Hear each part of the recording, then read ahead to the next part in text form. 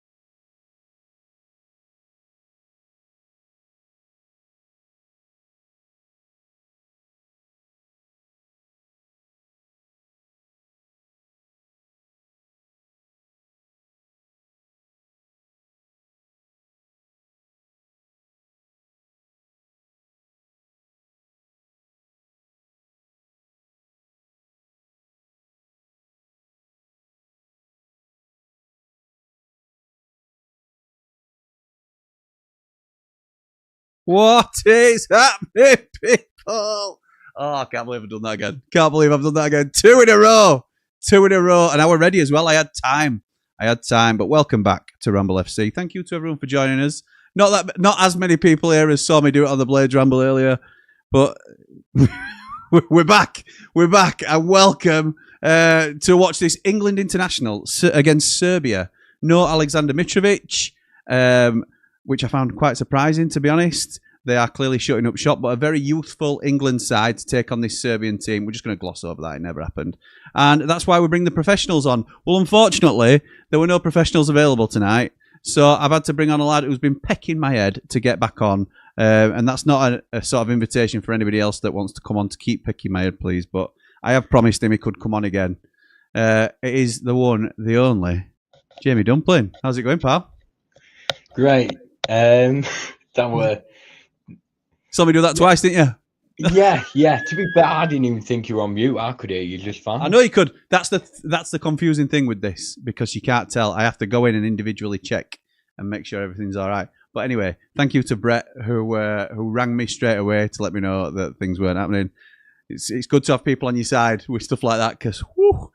Anyway, mate, we're here to watch England. What are your first thoughts looking at that England line? But the thing that we were laughing about beforehand is the data pack pulls through all the players, and you can see here in the England lineup, we've actually got a Scottish international playing for us in Elliot Anderson. I think you were looking earlier. That's because he had been called up for a Scotland squad previously. Is that right, Jamie? So he's obviously been classified as that in this database, but clearly an Englishman. Go on, mate. No, what you can say he's been all over the place with England and Scotland's U21s, U19. So I think at this point they couldn't even make his mind up. To be fair, with that, if they're doing it that way, I'm surprised Declan Rice didn't down as Irish. But yes. There we are. Yes, well, good point, well made. Shows your knowledge there. Good work. So what are you thinking, mate, with this young England side tonight? Surely, I know it's an inexperienced side, but it's levels, isn't it? We have got to go through in terms of we've got to beat them tonight, haven't we? We should, but Serbia no mugs. If you look at their team, they've got Vlahovic, who, in fairness, has been quite poor in the last year. Like he's really struggled at times, but before that, he's been a very, very good player. You've got Petrovic, who used to be at Chelsea. For some reason got dropped, even though he was their better goalkeeper out of the two, and is now Bournemouth's number one, who is still really good. You got Milenkovic, who's at Forest. Be interesting to see how his hamstrings suit Ange's high line football. Just a word on that. What are your thoughts on them sacking Nuno and bringing in Big Ange? I mean, we knew Marinakis is a bit of a psychopath when it looked like the Gibbs White announcement video or contract announcement looked like he had his family held hostage and in Palace on the banner. pretty much showing that, and for some reason they're getting investigated by the FA now. But we move. But yeah, he's a bit nutty, and if you look on his Wikipedia article for sort of like criminal proceedings or court cases, it's a long list, so he's not the most normal bloke in the world, but he's got ambition, which and he's got a lot of wedge. Fair play on it. He's got a lot of wedge as well. What do you think to Big Ange going in though?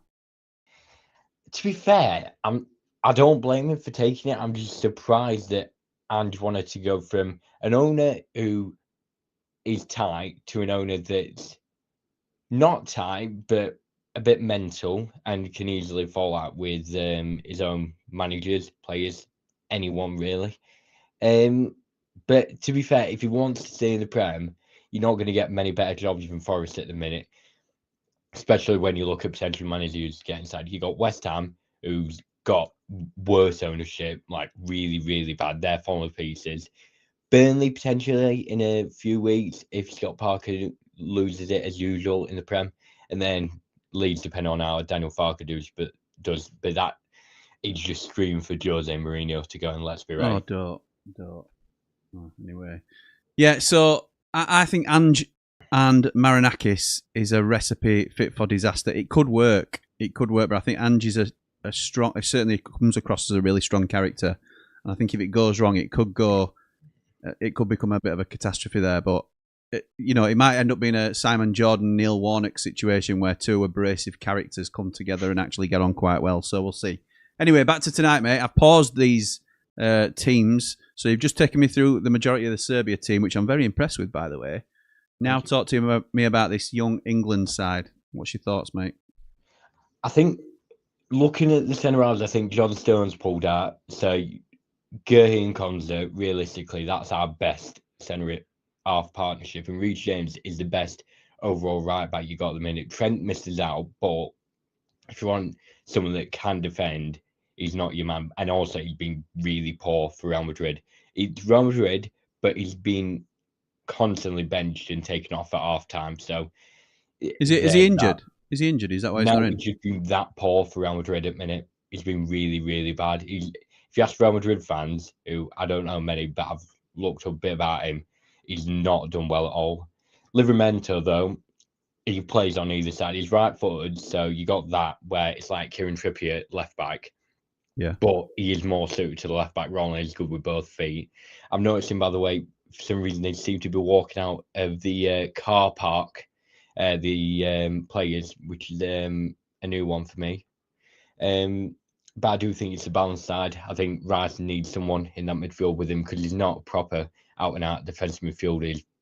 If you watch him play, he likes to get up high. So you need someone to cover him. A bit. He is more of an 8 than he is a sort of defensive mid. But I think looking at Elliot Anderson bits at weekend when we played Andorra, it looked really good. And he got man at match.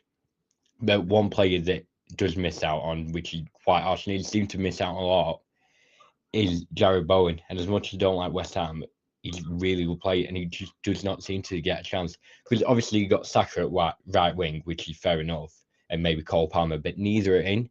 So it's everyone's game. But Madueke just seems to be fancied every time. And I can only think it's potentially his old Chelsea links with Tuchel also managing there previously.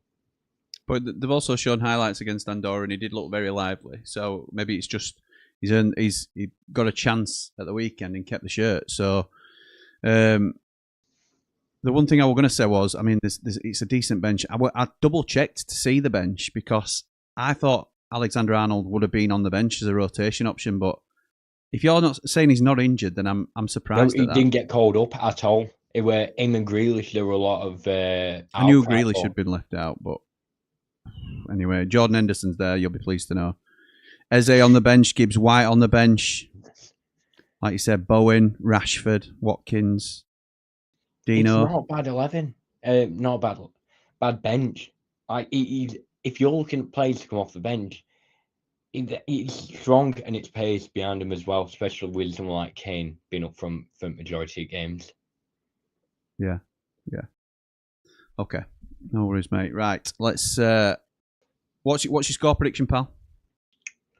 I'm going to go Serbia again. The normals, they nearly had us when we played them in the Euros. Yeah, when we played them at Euros in group stage, they proper gave us a run for his money. So I think because it's at Serbia, I'm going to go 1-0. Just because really? I think that home advantage with Eastern European crowds, I think it can proper push them. Okay, I'm going to make a final push for anybody wanting to play match bingo tonight. They're offering a 2-for-1 on your bingo cards tonight.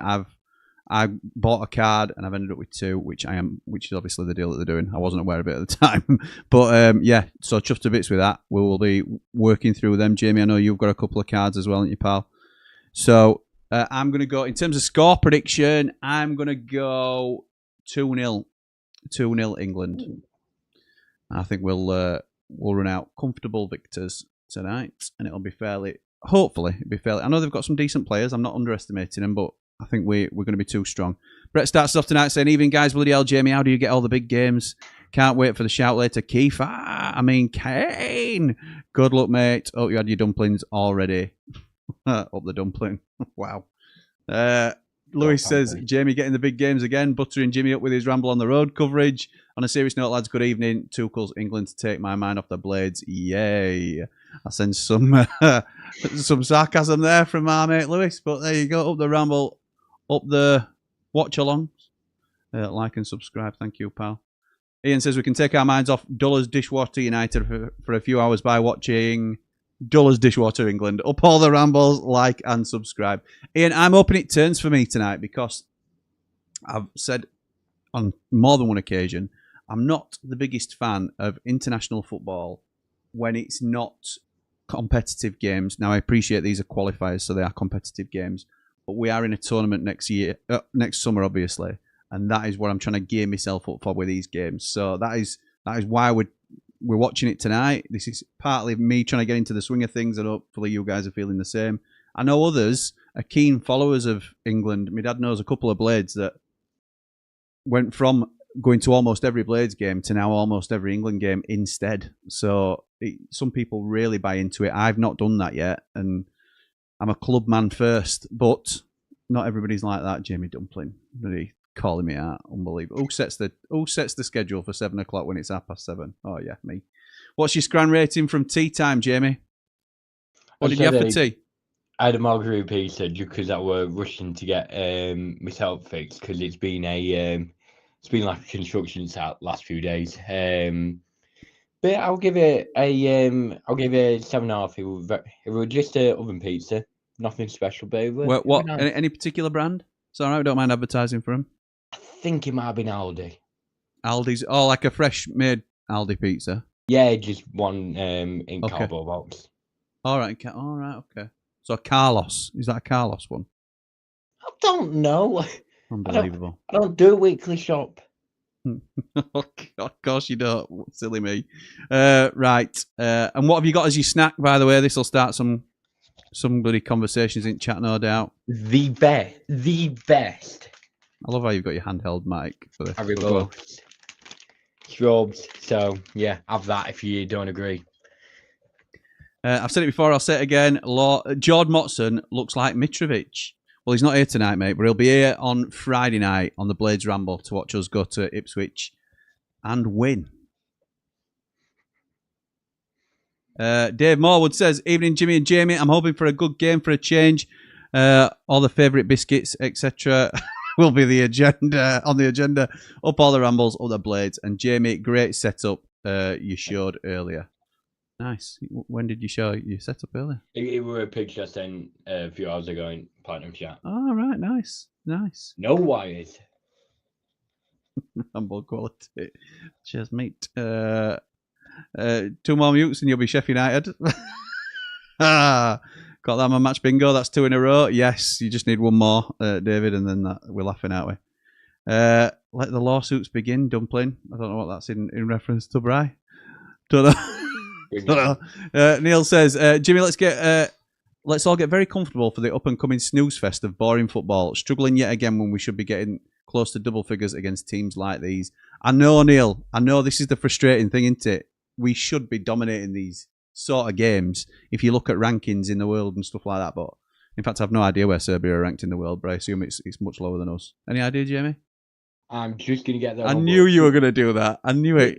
You say that about Serbia being poor. If you look at that, like, I know you can say, oh, they've only got a few good players. They've swapped a lot of them out, though. They've swapped a lot of them out. Mitrovic, and then there's another lad that normally comes in for him who they've swapped out as well. No, but like Petrovic is he's an incredible keeper.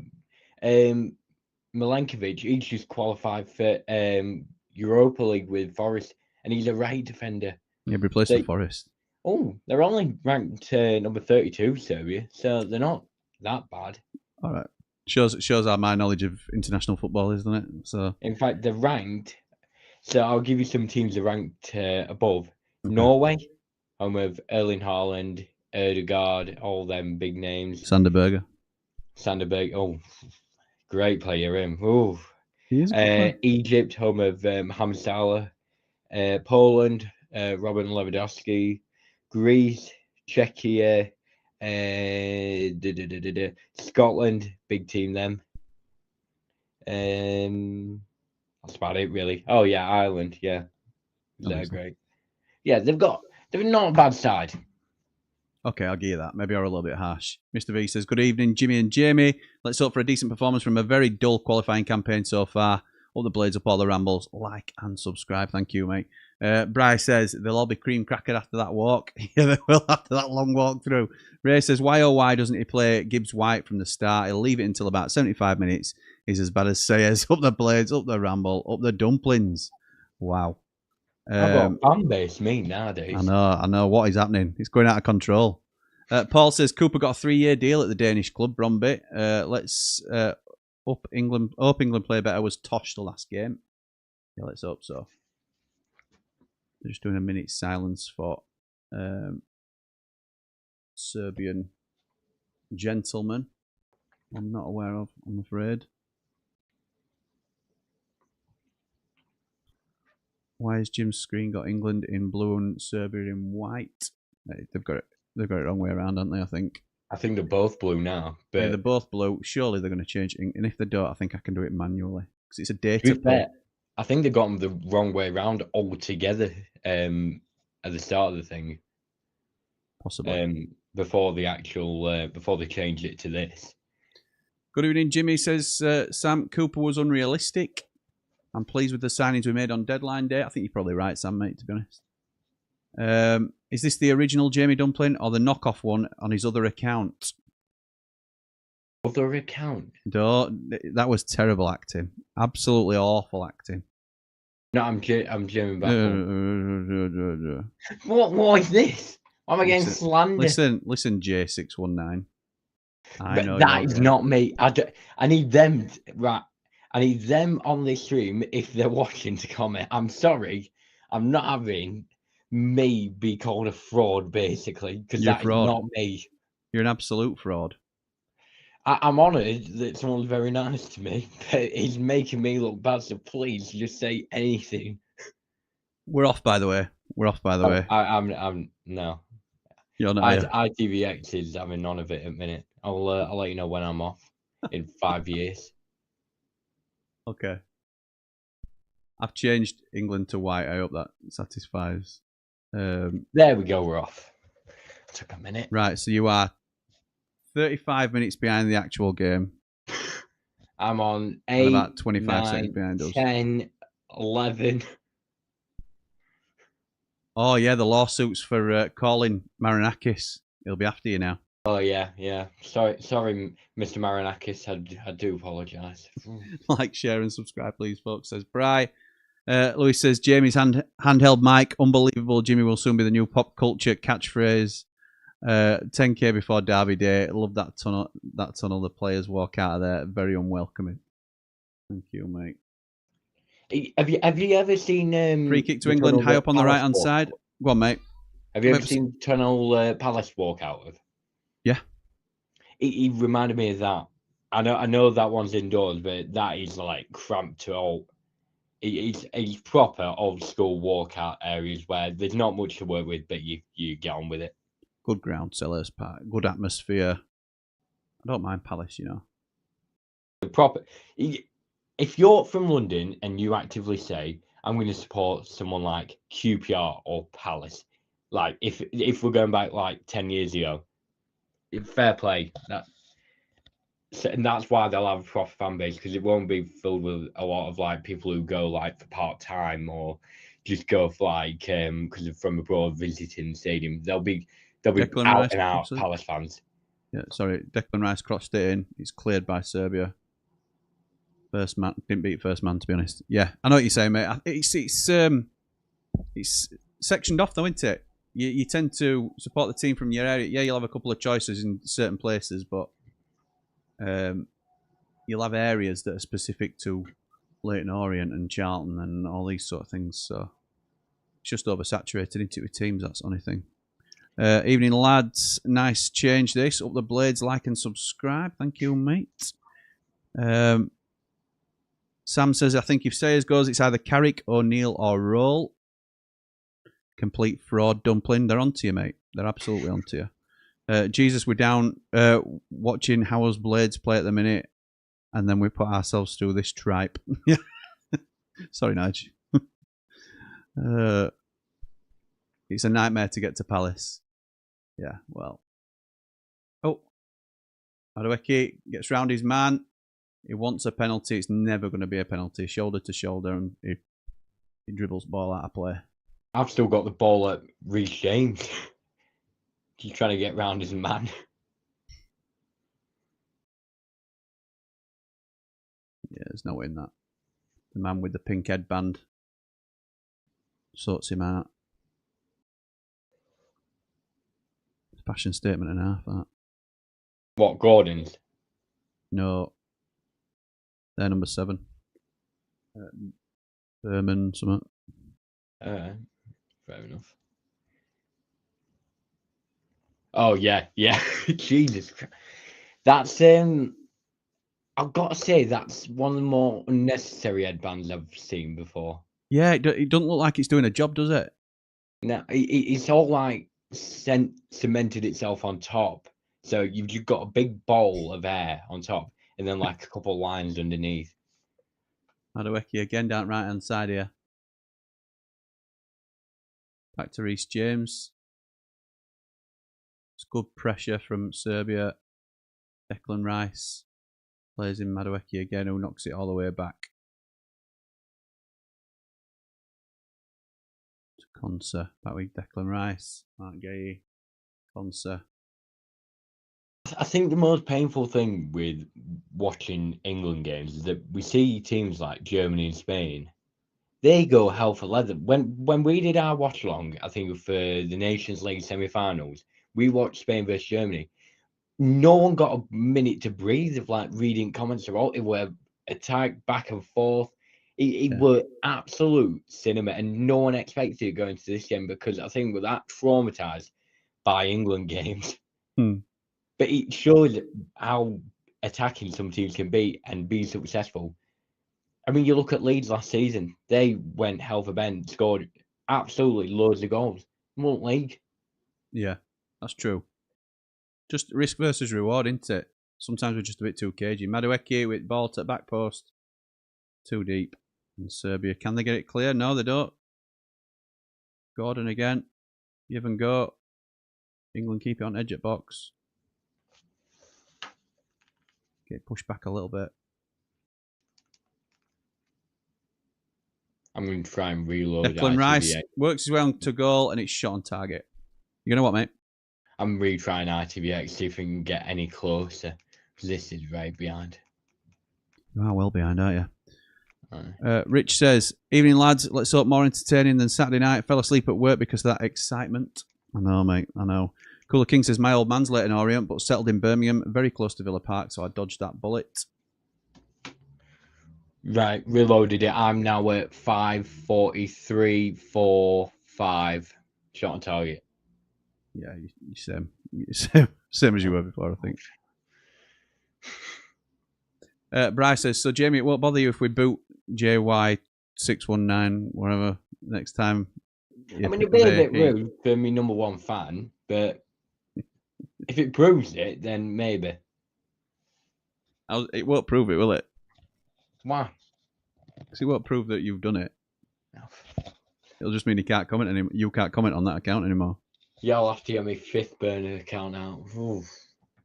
I can prove to you off stream what my burner accounts are if you're that desperate. As long as they're all subscribed, mate, I'm not bothered. Oh yeah, don't worry, they are. What are all the stars on your name, Cooler King? What are the stars on your name? What are the stars on your name? Jamie's turned into Vidal Sassoon. Are we getting some full names of the Serbia team? Do you want me to try? Yeah, I want you to, yeah. Oh, God. In goal, you got Georgi Petrovic. There's one. Costa. Oh, God. Nedle Jukovic. Yeah, I'm just going to apologise to any Serbians that are watching this stream at the moment. Yeah, I do apologise. I don't think there'll be many, if I'm honest. I don't think there'll be one. Oh, dear. Go on, mate. Strahinja Erikovic. Nikola Milenkovic. Strahinja Pavlovic. Oh, my God, it is headband man. Velko Berman Sevic. Jesus Christ. I'm out of breath. Andrej Zivkovic. Yeah. Nemanja Masimovic. Sasa Lukic. So nice and short. Ivan Lilic. Again, nice and short. And then Dusan Vlahovic. Boom. Nice one, mate. Good work. Thanks for that, Rich. I appreciate it. Apparently, Ogbenny had a horrid game today and was hooked at half time. Says Scott. I think Daz was watching it. Mob, it said he was playing at centre half, so that may have been the reason why. Well, he'll fit in then. Yeah. Sheffield United. That's a corner to England. I think Daz was watching it in our Black chat. He can maybe let us know how he played. Josh says, so assuming the owners don't want a Wilder type, you'd assume it'd be another head coach type. Who would you have in that mould? Also, have to hope we can find a good sporting director. Yeah, agree. Jamie, I haven't spoken to you directly on stream about this. If it has to, like Josh says, if it has to be a head coach type of appointment rather than Sean Dyche, Chris Wilder, who are you picking for? I think Gary O'Neill, just because he can. I think you said it. You said he can be a bit of a hybrid, where he is sort of that, like, he will be a manager, but he's willing to make adjustments, like having sporting directors on type thing. I have seen him get quite a lot of flack, though, from Wolves fans saying he struggles to take the blame. But if you look at what he did with that Bournemouth side, when everyone was saying, I think it might have been 3-4 years ago, before whatever his name is, I can't remember because I forgot about memory. Whatever his name is in now, Iraola. Everyone was saying, yeah, Bournemouth rock bottom, they're going to do nothing. I think they came 17th, and he was one of the best managers in the Premier League that season. Yeah. I think there's a good shout for Gary O'Neill. I think Michael Carrick will be on with a shout as well. The problem with Michael Carrick is that if you look at the teams he had at Borough, like, when he seemed like every time he was well backed, and he just seemed to keep falling short every time. I mean, if you look at the team when we had Ndiaye went up, that team was mental. Some of the players, he had Chuba Akpom, he had your mate Cameron Archer, he had Hayden Hackney, he had a right 11. So I think for some reason it feels like, and I much prefer Mark Robbins, but it feels like Mark Robbins syndrome, where they can get to like playoff level, but they cannot get them over the line of promotion. So it's just a case of, can they do that? That's the only worry.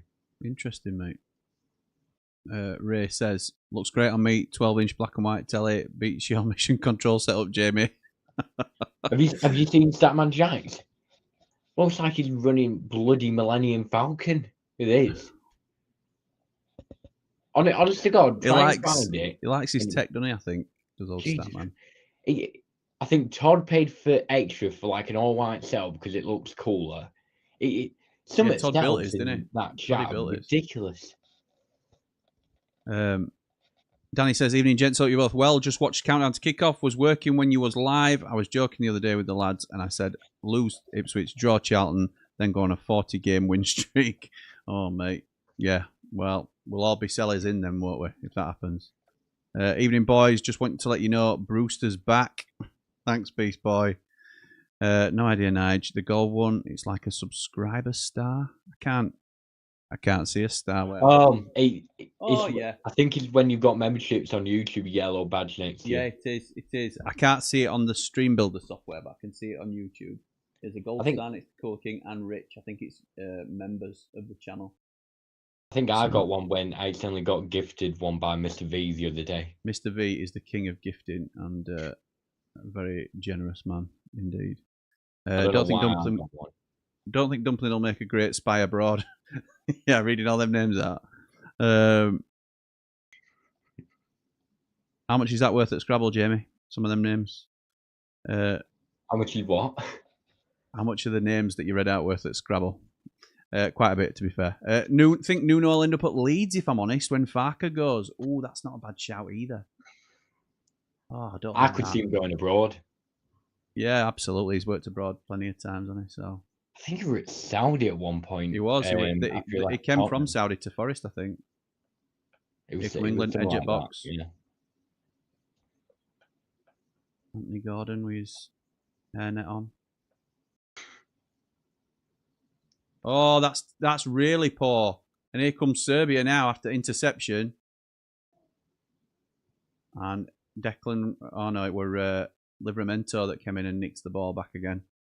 Sparing some blushes. I can't remember who, well, it might have been Anthony Gordon who get ball away so easily then. We're poor, whoever it was. Good thing you got replay operator over here. It is. Let's have a look. It is. So, yeah, Gordon, Gay. I've got to say, we are playing a lot more attacking football. Oh, it's Anderson, I think. Is it? It's either Anderson or Gordon. You were supposed to be watching out for it. Yeah, Here but Anthony Gordon, they're all very similar builds and everything, similar hairstyles. And plus, my TV's coming through at like 144p, so everyone's sort of pixelated to a degree. You need to start paying for a TV license. That's what you need. What do you mean? I do. Yeah, of course you do. Well, no, I don't pay. The bill pay does. So absolutely right. Whoever he is. Yeah, definitely. Yeah. Right. Let's have a look.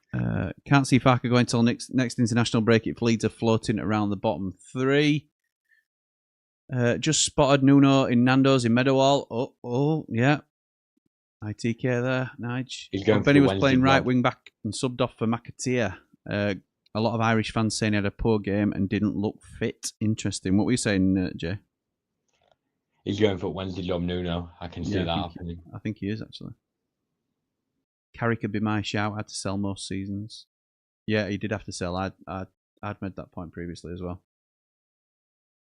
Oh, here we go. Serbia on the attack. Gets crowded out. Oh, it pushes them back. That's good.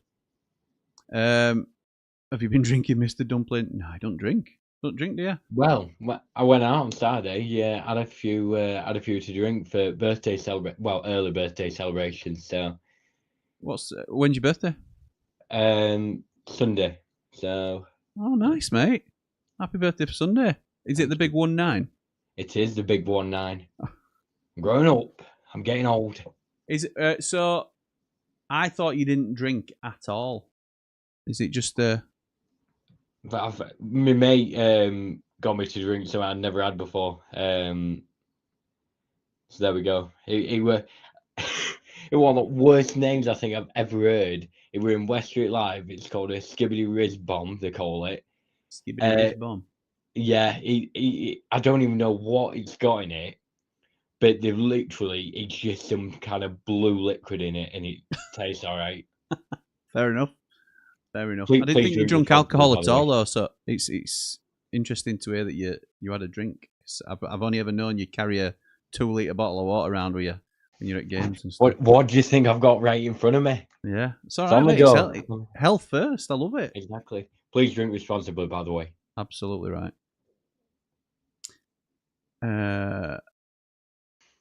I've just seen ball go out of play. That's one of the worst first touches from Mr. Headband. That was probably a couple minutes ago for you. Other than Ramble content, do you lads listen to watch other Sheffield United content, and what's your favourite?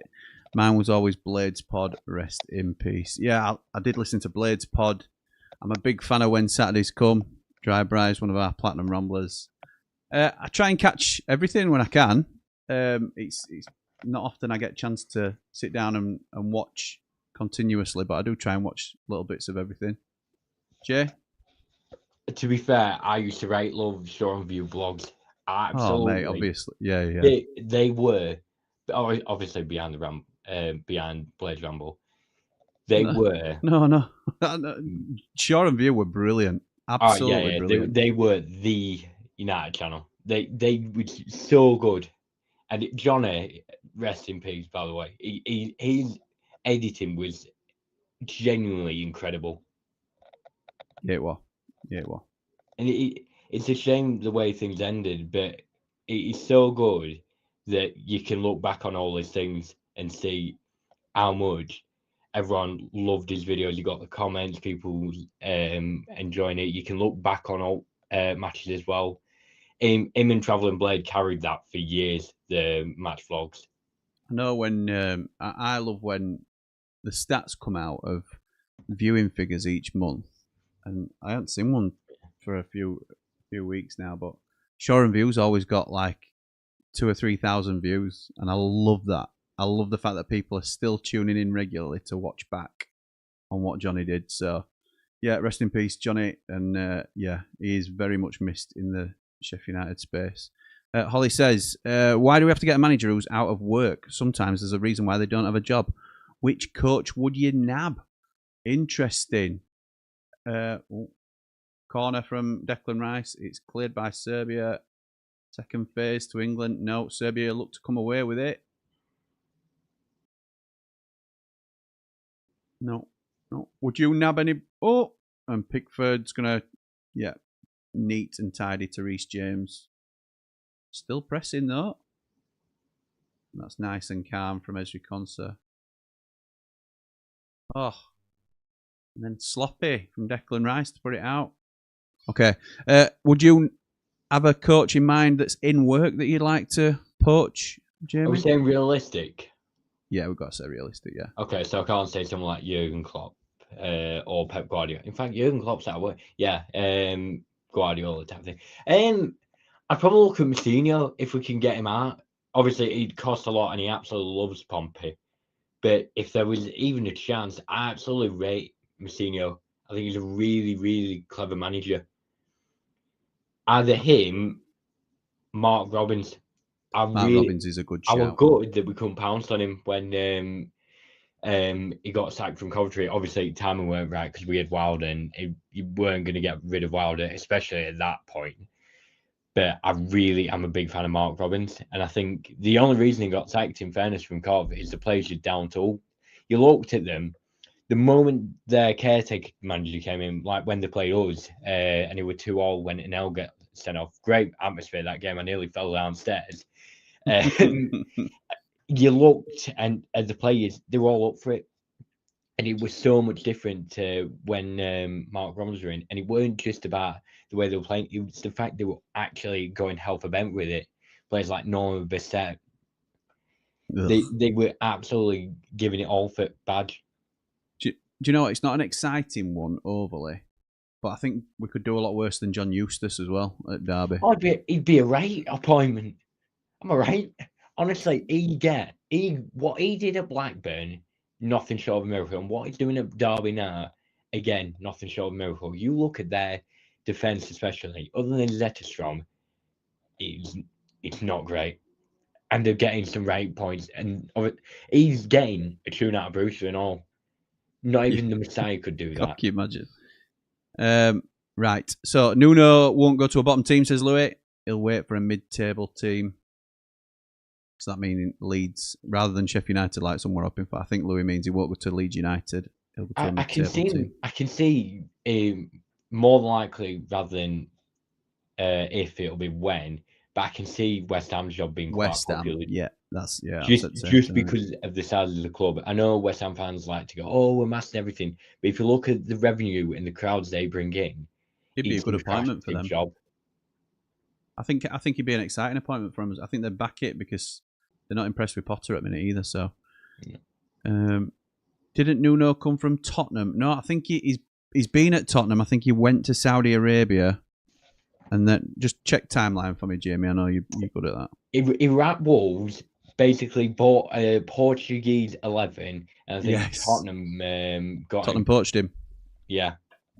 And then I think he went to Saudi, but I'll double check. He's had a stint in Portugal as well, I think, or somewhere abroad, and then he's ended up. I think Forest got him from Saudi, but I might be wrong. But he did a really good job at Wolves. Really, really good job. Yeah, he did. Yeah, he did. He got a lot of money though. They were given a lot of money to get him right. You having a look? Yeah. So he were Rio Ave for 2 years, which Portuguese team. Then he were at Valencia for a year. And then he were at Porto for about a year, and then he were at Wolves for about 5-ish years, and then he were at Tottenham for about 6 months, or even less than that. I think he got sacked, but that's Tottenham for you. So And then Wolves he to went to Tottenham. Al Ittihad, coach Benzema of all players. Yeah. I think he worked quite poor there, but then Forest got him in. But There you Forest go. have picked up some really brought some people's careers back. People like Callum Hudson-Odoi, for example. Alanga, yeah, there's been some good signings there. To be fair, I think Alanga were always well rated, but I think they propelled it even more. So, question for you both: which current available manager would you consider to be our ceiling in terms of a realistic replacement? Jamie, what do you mean by our ceiling? So the best we could possibly get as a realistic opportunity. Has Steve Cooper officially gone? Yeah. I'd have said Steve. I think Steve Cooper would have been it. Personally, yeah. I think it's got to then be either Sean Dyche or Gary O'Neill.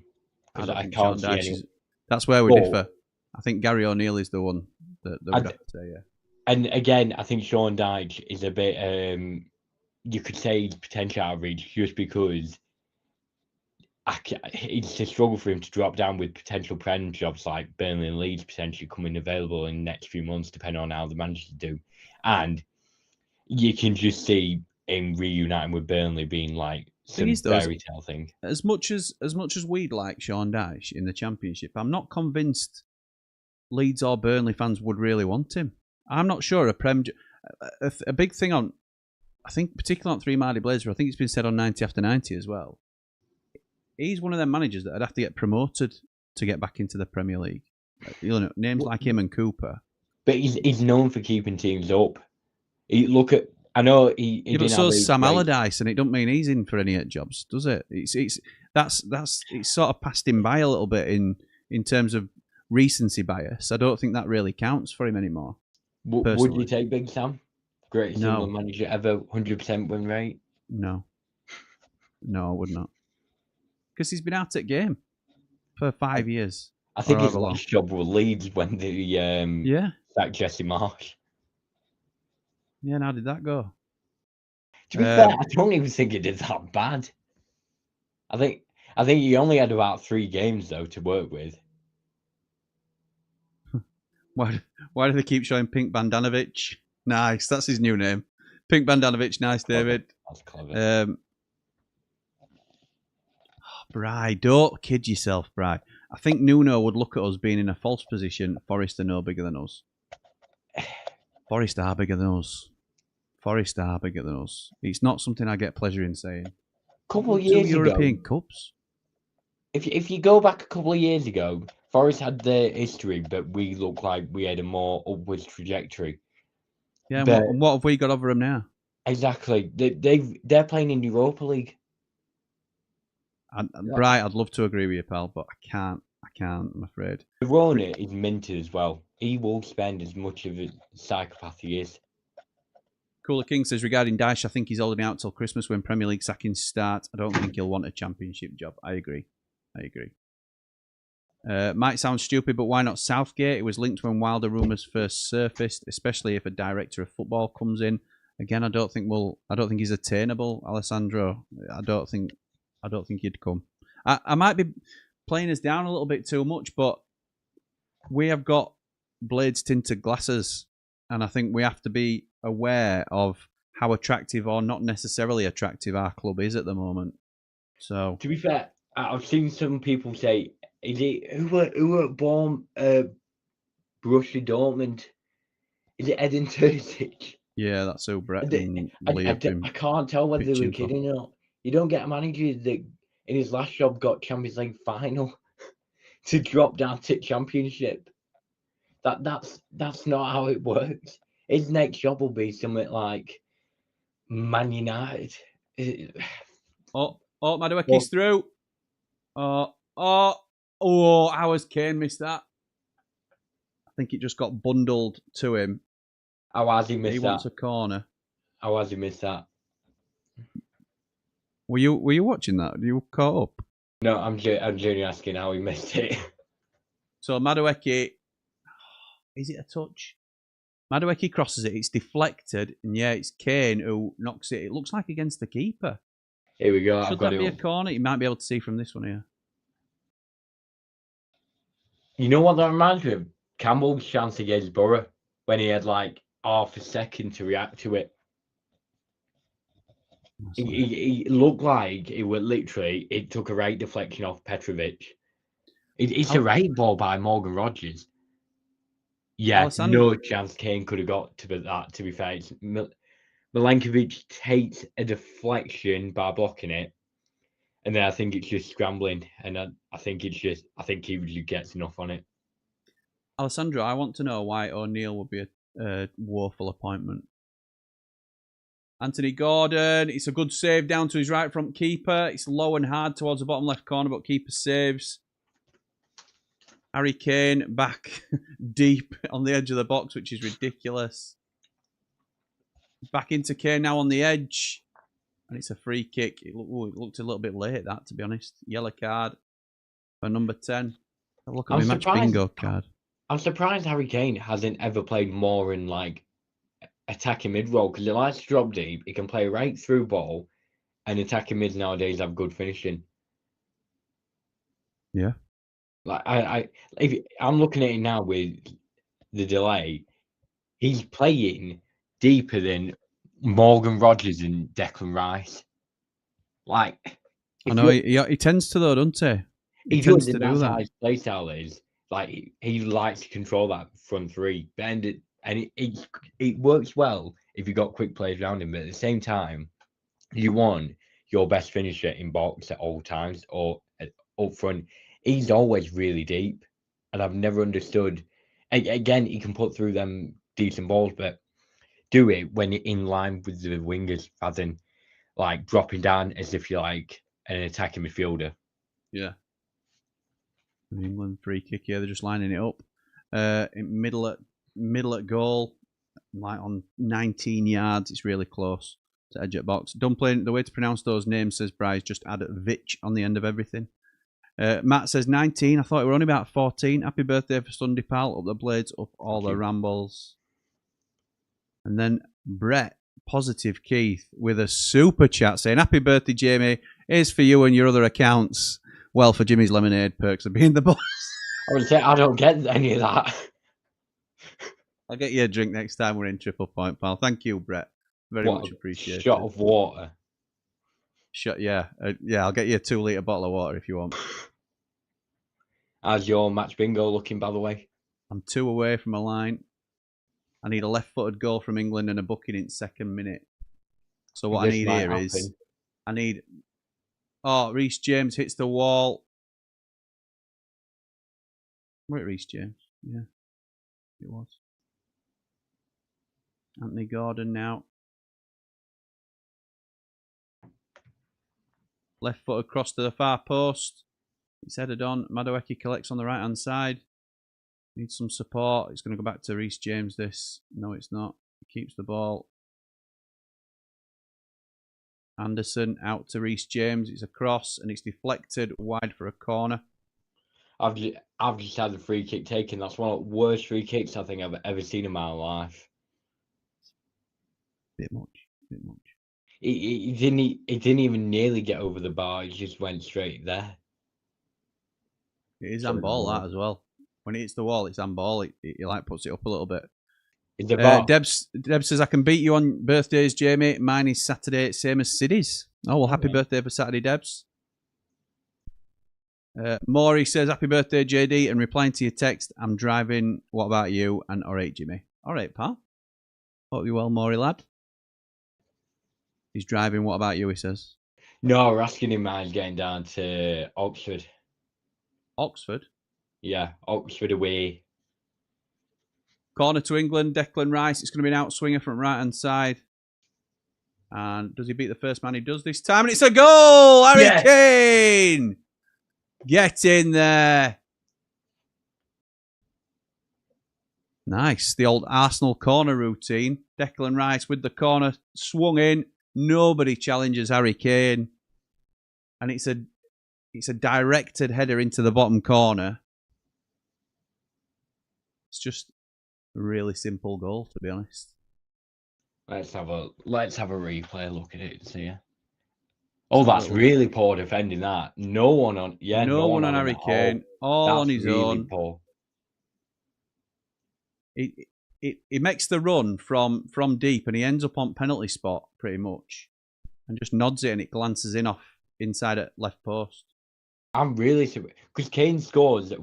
Say he's not known for his heading, he scores a weirdly high number of headed goals, just from especially from like corners.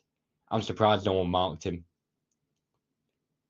If you look at the man market, whoever's number 2, it's his man. He's just not even watching him. But goal's a goal. Can we take it? Goal's a goal, mate. We certainly do. Right, that's not a left-footed goal, so I don't get that on my match bingo card. I bet someone takes one line in. Yeah, somebody's got a line. Somebody's got a line. Tom Porter. Well done, Tommy. Well done, Tommy P. Taking everybody's money. Oh, I needed a header goal anyway, so that works out all right. Oh, yeah, I'm pleased for you. Cooler King says, I just looked up Skibbity Riz Bomb and it looks like wiper fluid. Yeah, pretty much. What's in it, Cooler King? You have to tell us what's in it. Please do. Ian says, I'm currently working my way through all the Shore and View content as I was a late comer to YouTube and podcasts. It's fantastic content. It is, mate. It is. Yeah. Much missed. Do you reckon we'd have any chance of getting Potter, assuming timing's worked out?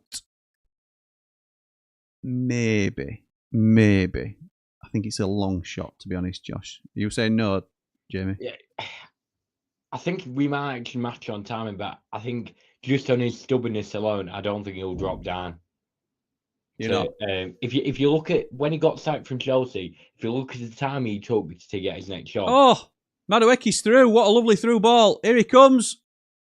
Lovely goal. What a lovely goal. That were all made. I think it were Elliot Anderson's little flick, but I'll find out in a minute. 2-0. Tell you what, this has been a lot more attacking than previous England games. I think that's a really lovely worked goal. That. Wait while you see this, Jamie. It'll show replay around the same time as you'll see it live, probably. So Madueke plays out to Elliot Anderson. So I think Morgan Rogers with the back heel. It is. It's Morgan Rogers. It's just showing you the replay. That's a right goal, that. So yeah, Elliot Anderson plays it to Morgan Rogers, who then gives it an extra back heel. Beautiful. Yes, right goal. He's a great player, Morgan Rogers. I think he is. Had him for 6 months, and I think they made about 10 million profit on him. He came from Man City, didn't he? I think. Originally. Yeah, he was Man City. Yeah, he was a bit like I wouldn't say Cole Palmer, but they just straight up bought him out for stupid amounts of money. Now it's a bit like a McAtee type player where they were good enough. Now he weren't in McAtee because he didn't even get close to Man City's first 11. But yeah, he were in their academy. They let him go, and now he's a great player. Yeah. Elliot Anderson's still down as Scottish. Right.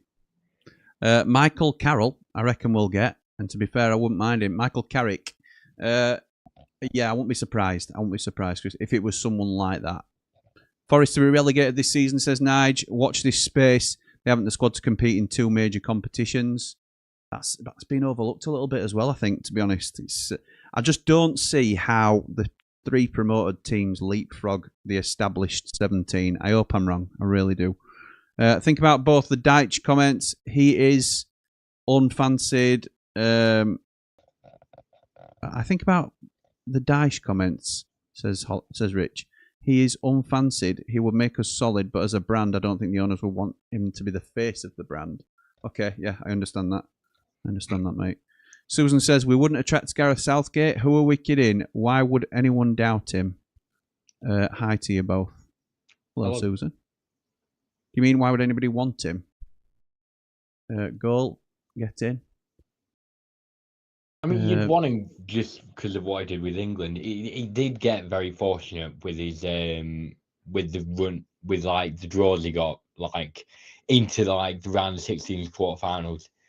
I heard some people saying he was pulling like voodoo magic off something, but at the end of the day, you can only face what you get drawn against. But whenever we did play a difficult team, yeah, it's true to get it done.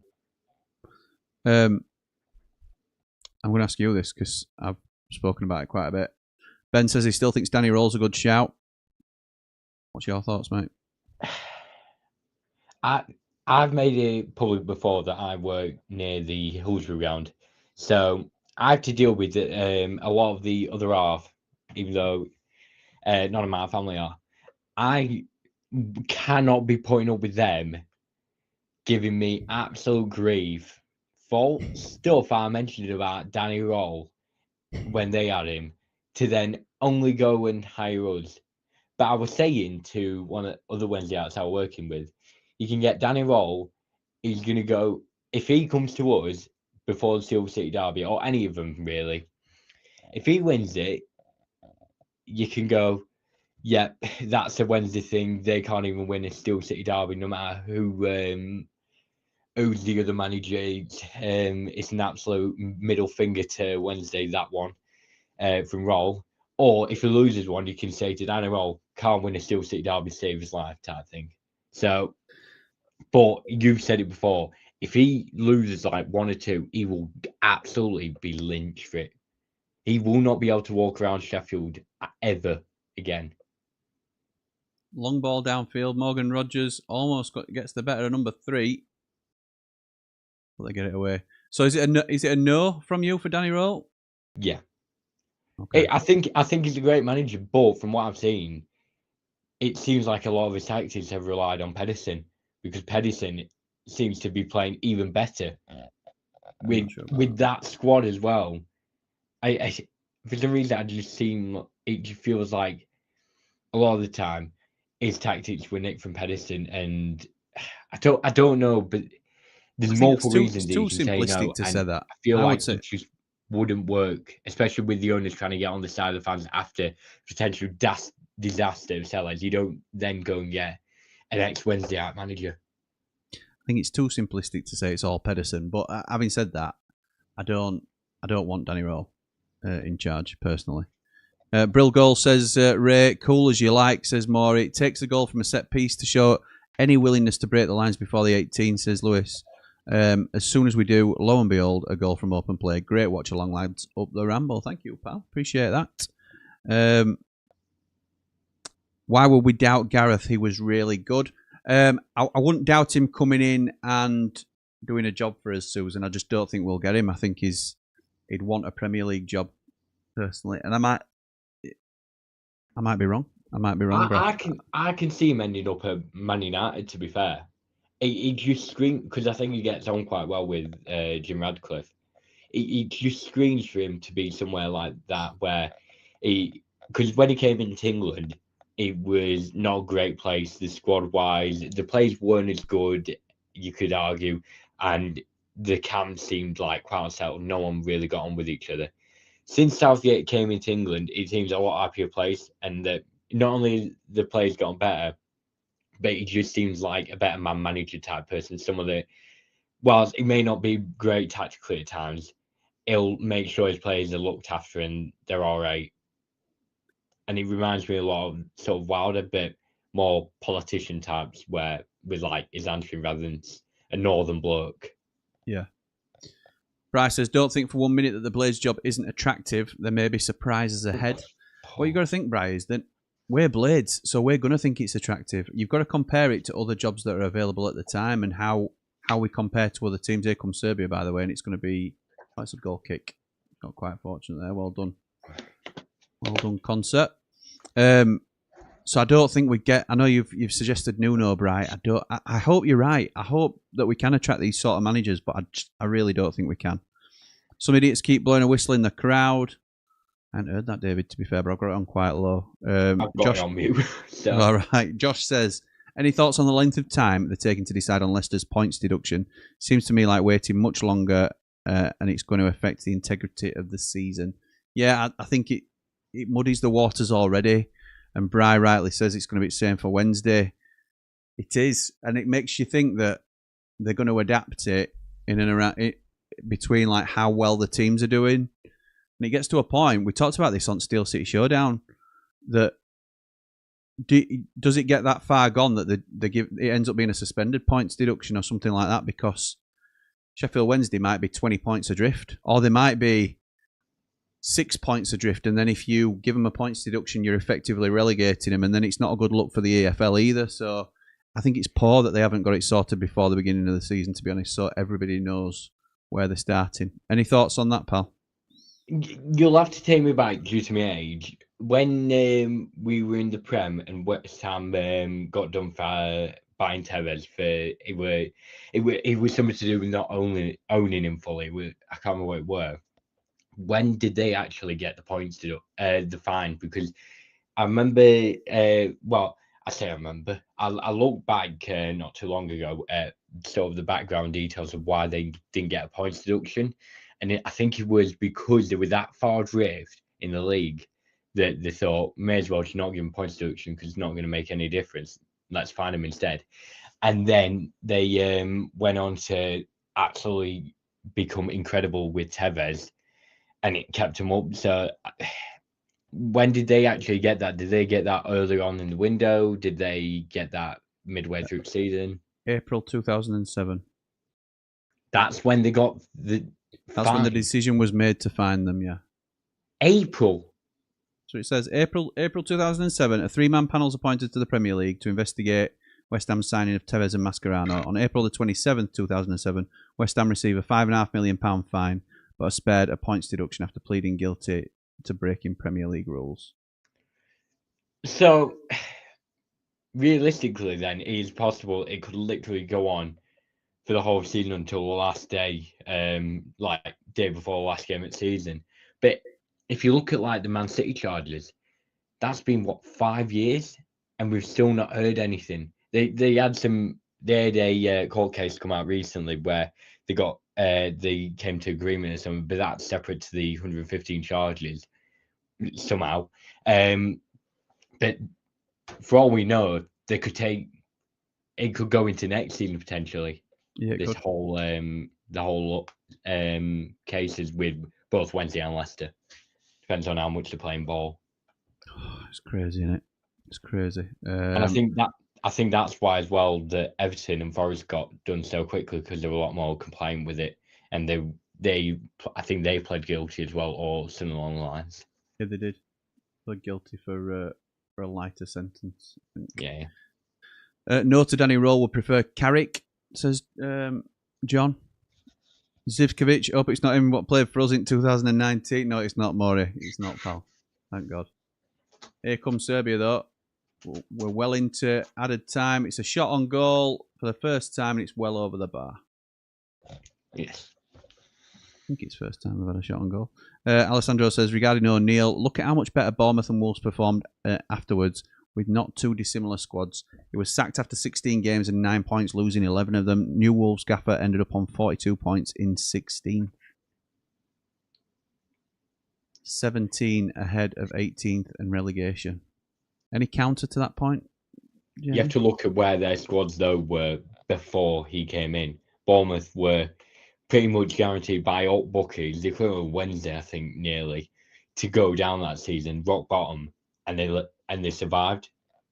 But then because they survived, they got more investment, and then I think they sacked Gary O'Neill because they wanted someone who played a bit better football, like United's tried to do, and it's paid off in the end.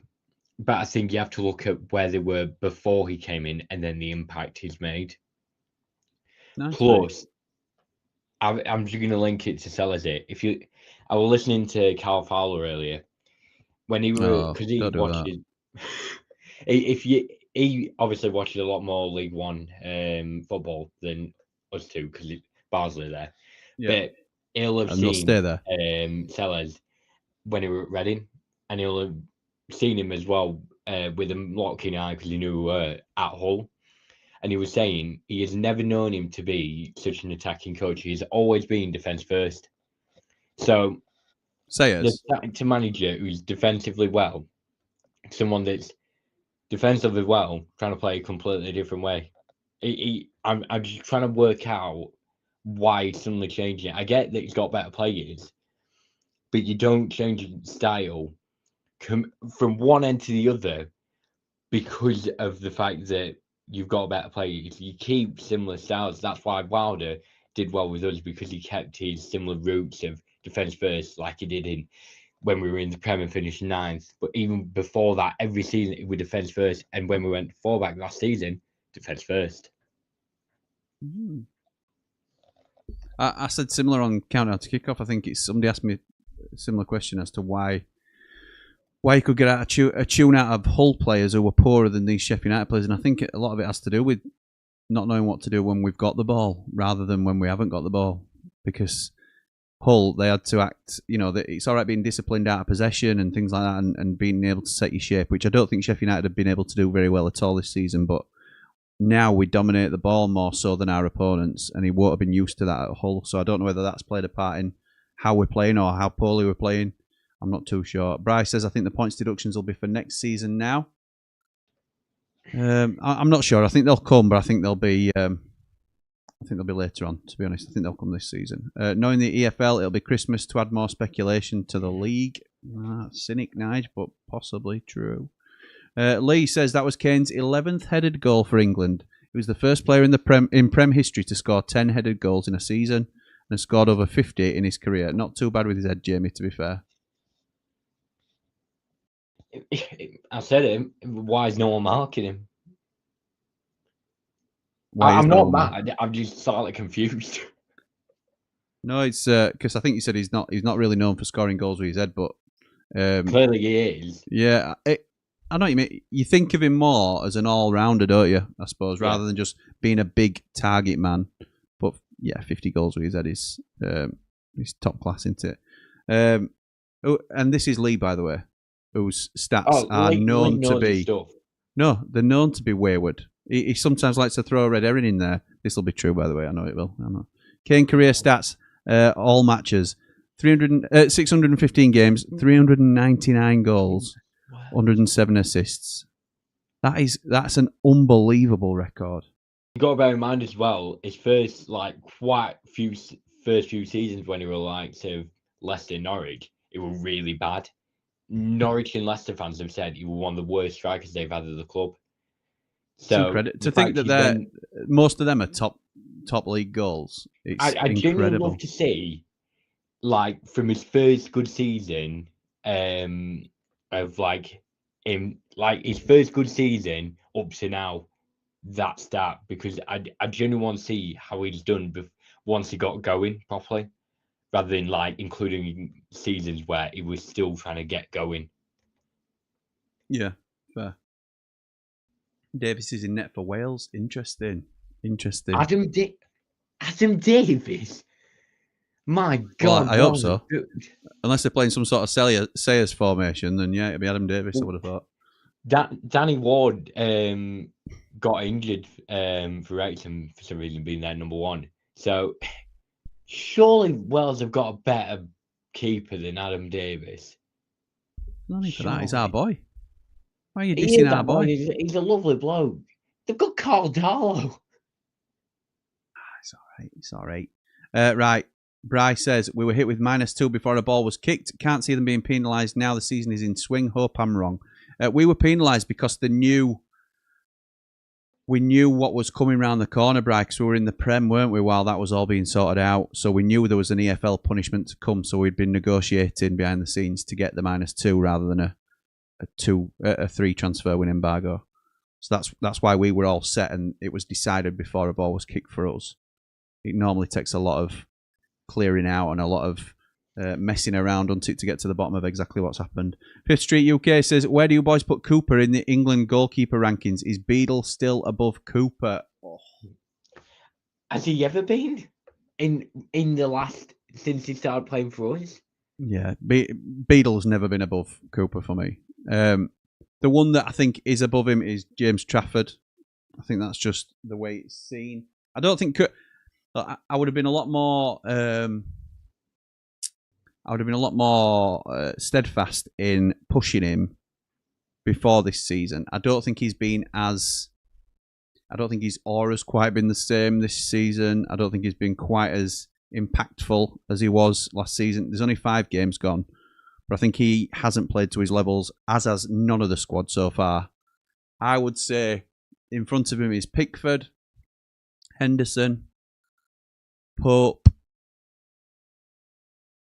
Trafford, and then I think he's probably, unless you can give me another one, I put him above Ramsdale already.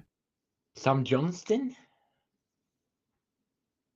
I'd rather have Michael Cooper than Sam Johnston. Yeah. I'm trying to think of... That's a tough call, to be fair. Sam Johnston's a very good keeper. English goalkeeper. Okay, you have a look at that. I'll read some more comments. What's the Serbian captain's favourite architectural building? Nice, mate. Nice. So corrupt. Your team face has to fit.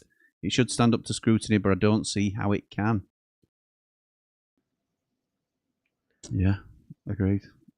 Josh says they won't wait until next season because there's every chance Leicester will be in the Prem next year and out of the EFL's control.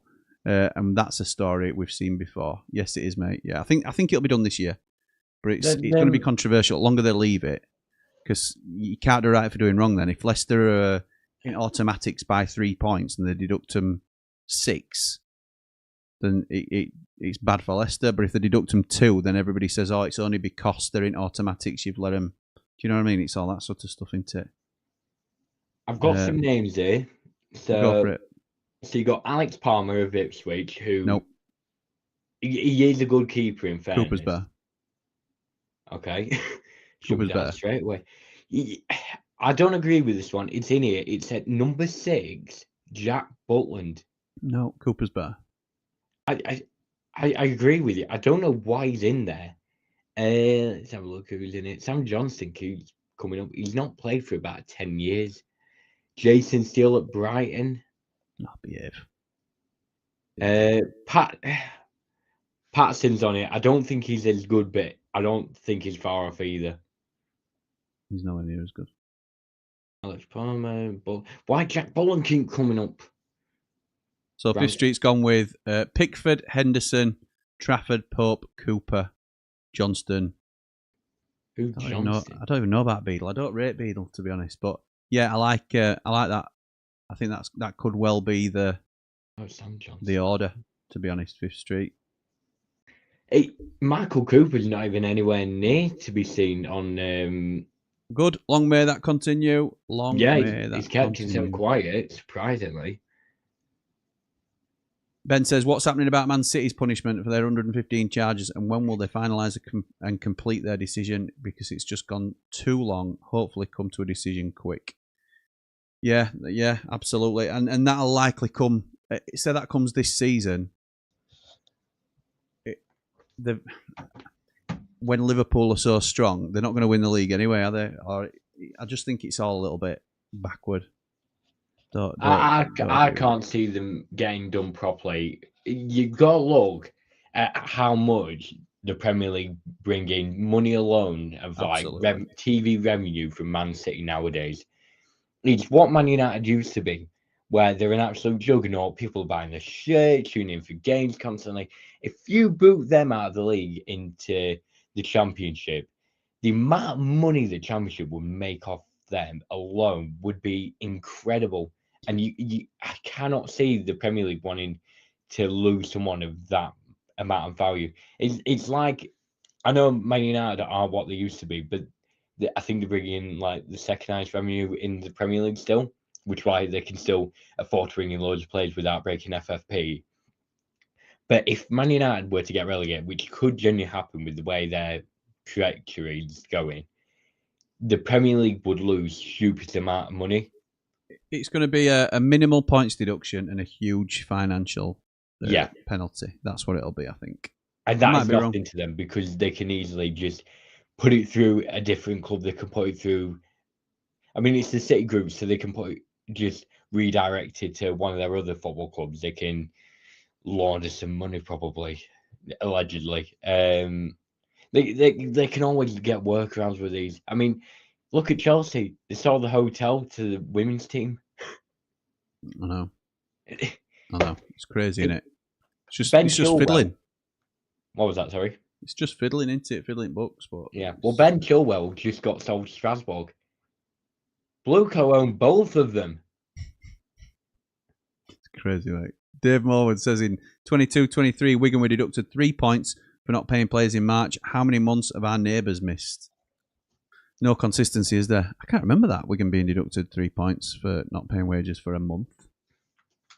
That's set a precedent then, hasn't it? What, about 5 months now in total? There was definitely 3 months that they've missed. Definitely 3. Daz says, evening guys, not a bad first half.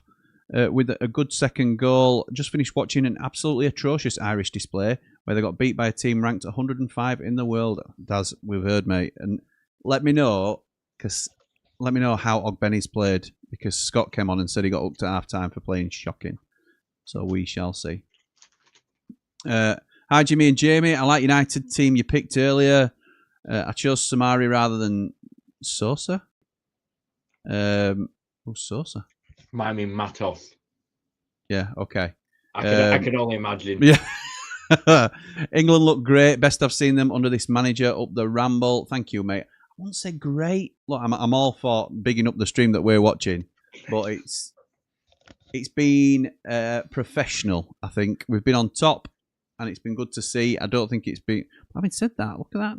Possession 71%, 5 shots on target. It's been all right. It's been all right. Lee's build a bet on the England game is coming already. 50 quid to the holiday fund. Nice one, pal. Good work. Beadle's never... Jordan Motson, the man on the mic, says Beadle's never been better than Cooper. Cooper has 2 strong hands for a start. Correct. That's Jordan Motson coming in with the red half rather than the blue half. He can also catch a ball that's 2 inches in front of him. That, like in the Steel City Derby, for example. If I sound like I've just died and come back to life because I had a strobe, it went down the wrong hole. Well, I'm not saying anything. I'm not saying off that Haribo conversation again. Jordan Motson will be back on Friday night on the Blades Ramble as we watch Ipswich at home to Sheffield United. Cooler King says, who was the last Blades player to be selected for England? Good question. I checked this not too long ago. Are we counting loans? Does Dean Henderson count? If we're counting loans, it's Dean Henderson. If you go back before that, I think it's Brian Dean, but I don't know if he actually played for them. If not, it's Tony Curry. No, I think Aaron Ramsdale got called up to an England squad while he was at Sheffield United. I'll check. I don't... Oh, did he? I think so. Did Aaron Ramsdale get called? It's a good trivia question for the chat, that Cooler King. Bryce says, I can remember Man City being in Division 2 with no money. Jamie and Jimmy, yes, they were. Bry reckons it's Brian Dean. How can they not get a deduction, mate? It's nailed on.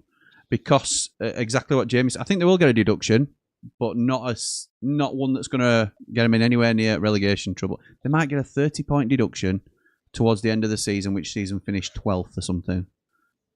And then they'll get a significant fine when the Premier League knows that they are not going to damage Man City, the brand, too much. I think that's what will happen. Because it's corrupt. Fish Street UK says, my wife is an owl and she's confident the S6 aren't getting a deduction, but surely they will for all the messing around with players and staff wages. Would love to see the Owls go down and Barnsley come up. Oh, Barnsley come up. That'd mean I'd have to be on with Cal Fowler more. Not sure we can do that. But, yeah, I think they will go down, mate. I think they'll go down. What does Connor think about? I'm not sure if you spoke to him or not, but if you have, what does he spoke think? to him today. All right. Did he bring up all about Sean Dyche potentially? What he thinks to it? No, we were trying to work out when we could what he thinks potentially. We were trying to work out when we could get on together. We might have something planned now, which is good because we've been looking to try and do that for ages. So there you go, Ramble FC exclusive. The Jimmy and Connor show, I think we should call it, rather than other way around. I don't think Ramsdale got called up to England senior squad when he were at us. Okay. Don't worry, Phil. No problem, pal. I think he may have been called up to the U21s, but that's about it. Daz says he was outstanding second half against Hungary at the weekend, but was rightly hooked at half time. He was crap. Dino got a B cap while he was with us. Brian Dean says Dave Morwood. I was answering 5th Street, Jim. Oh, how can they not get a deduction? Oh, apologies, Bri. Apologies, yes. I see that now. Second half's about to kick off, and we're off. So, Jags got called up when he were at us. When he was at us? Was he at us? No.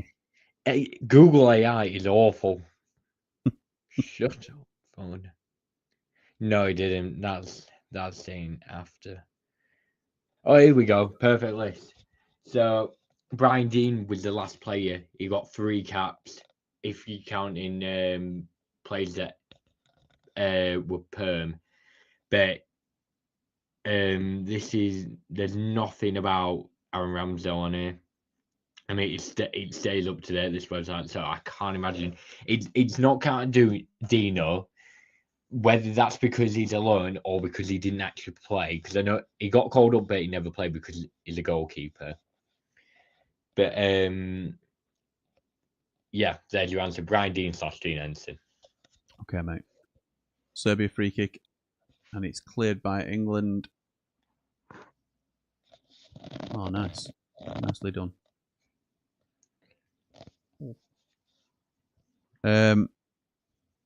Lee says Brian Dean was the last Blades player to play for England. His last cap was against Spain in 1992. He got 3 caps. There we go. Thank you, my mate. I think we've had our answer, by the way, as to why Jared Bowen's not getting the start. I mean, he doesn't explain it fully as not even like rotation to get him started, but you can see why Madueke is normally the first choice at the minute. Yeah, true. He's done well tonight, hasn't he? Yeah. So far. I think he signed for Arsenal in summer because Chelsea needed to sell, but he'll be a good signing for them, especially for backup to Saka. Oh God, Elliot Anderson's down. By the way, he has not done bad at all. If you want someone to work in like that Sousa and Pet combination with the Declan Rice, I think Elliot Anderson has done really well. Yeah, that's fair. I think it's been a well managed risk, this, in terms of he's played a team that's good enough to get the result, hopefully, but not dropped off the quality too much. And there's some really good prospects playing tonight who wouldn't normally go looking. You've still got experienced players in there like Harry Kane, Declan Rice. Yeah. Gurhey, even though he's Pickford. Only about 26. The spine is still strong, isn't it? Yeah.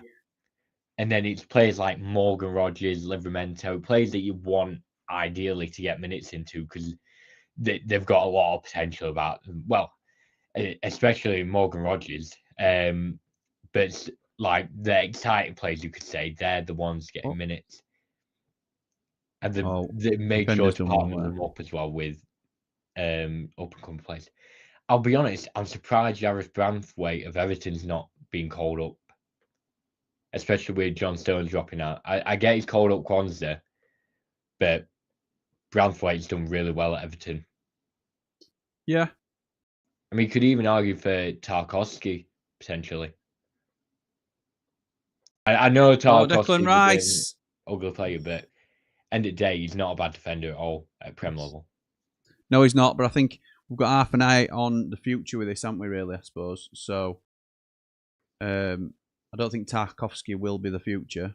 I think it will be players like Branthwaite. No, but he's calling up someone like Jordan Henderson, who's about 40. Well, I can't get on board with that, to be honest. But I could understand him calling him up for like the first 1 or 2 camps because he needed someone to help him introduce himself. And Jordan Henderson could perfectly do that point. But you either bring him in as a coaching staff, but you've got players like Harry Kane there, who's the captain. You got Declan Rice, you got Jordan Pickford, players that have been in England squads for years. Jordan Henderson isn't even that good. You've got plenty of other good players that can play his position, and yet he's taking up a spot that potentially devalues that role. I don't know how to describe it, but there's someone who could be having a blinder and just miss out because he takes up a role when he's not as deserving, if you get what I mean. Yeah, that's fair.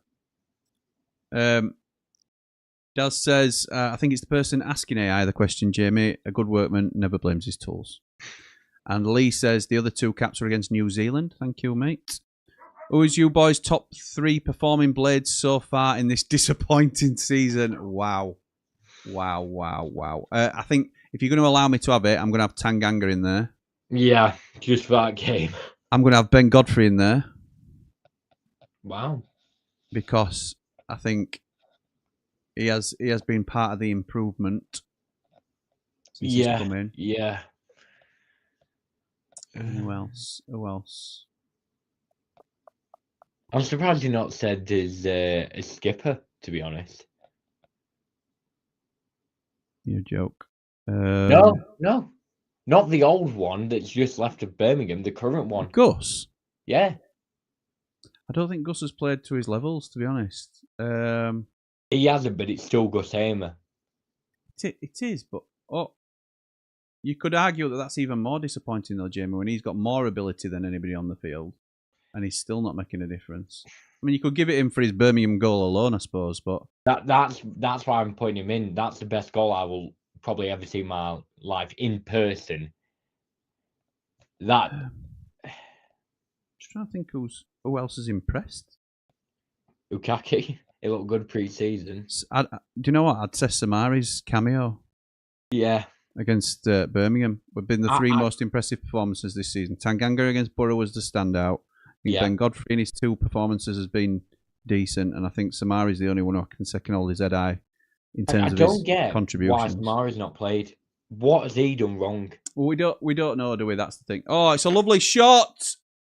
Goal. Gotta be. Well done. 3-0. Ezri Konsa has scored for England. So a shot from wide on the left. In fact, Jamie, I'm going to let you commentate on it as it comes in. Thank you, I'm honoured. Right, free kick for England. Declan Rice, I think Anthony Gordon stood over it. Got a few players in the wall, but it's not really set up too much. It's just showing close-ups on players, but it's taken quickly. Played out wide to Gordon. Drives in. Ball then deflected off keeper. It's a bit of a squabble, and Konza with a quick tapping. Nice that you recognise Konza straight away. Yeah, well, I like a bit of a squabble as well. I've not heard that. You what? Bit of a squabble. I like that. Well, if you look at the goal, it was squabble in fairness. So it's a shot from Gordon out wide. You're right. Keeper parries. It comes off Gay. The defender then tries to scoop it away, but it doesn't get enough on it, and Konsa nips in at the near post and just smashes it. It's like the scooping away is like a prime Jack Robinson moment. This is the opinion of I'm not Dumpling, I'm not going to buy it. Ramble. I'm not going to buy it. 3-0 England, by the way. Kane, to be fair, I'm surprised Kane didn't try and get more of a foot on the goal, to be honest. Like, he seemed to just try and, he sort of just, thought, can't be arsed. Let's just leave it. And then, luckily, Konza comes in out of nowhere. And it's a good finish, to be fair. Yeah. On his weak foot as well. It was a good finish. Oh, there's going to be a goal check. There's The VAR? check is over and it's still given. All right. There's VAR. Yeah. In It's a World Cup Serbia. qualifier. Yeah. To be fair, by that logic, you're putting in San Marino Stadium.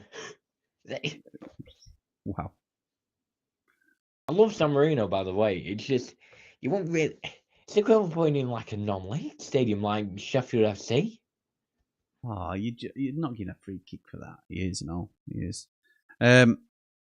Cooler King says, when Dumpling just said Google AI, it made the app open on my phone. Must keep phone further away from my PC. Lee, that's right, says Daz. Let's continue the trend of setting off AI assistants. Alexa, self-destruct. Why have you done that? See how many respond to that. Yeah, or see how many turn off the stream because you're saying silly things. What are you doing to me? What are you doing to me? Why would that trigger a stream? It don't matter. Susan says Jags, but Bri rightly corrects her, saying it was with Everton. Yeah. Fifth Street says Tanganga, Godfrey, and O'Hare is the correct answer. Maybe I can push Cal in there, but I think it's a push. We're playing right wing for half the games, in fairness, so there's not much you can do about that. Dino says part of the improvement where it's a fair question. But I don't think we've had anything like the solidity at right back until Godfrey came into the team. If you don't think Godfrey's an improvement at right back, then that's up to you, Dino. But I think he is an improvement personally. Having Godfrey at right back's like having Alfie Gilchrist at right back a bit. It's a centre half that's playing right back, but they're not bad at it. He's not a centre half. He's a right back, and he just looks like a centre half. So why'd your team then fire the back with him at centre half? Same reason you could put Alfie Gilchrist there if he were playing in the team, and because I think he can play centre back quite easy. He's played there a lot of his career, but the majority of his career he's played as a right back. So I think he is now adaptable to be able to play on the right hand side of a 3-man defence. Personally, certainly got the build for it. Gus Hamer played a lot of his career in that deep line midfielder role. Would you say that's his position? When did he play in a deep line midfielder role? Like the number 8 or like the box to box type player? I think it could be his role if he's not in a 2. But if he's in a 2 and he's expected to hold his discipline in his positioning, then I think it leaves us vulnerable if you're not next to somebody like a Vinny Souza who can dominate. Okay, fair enough.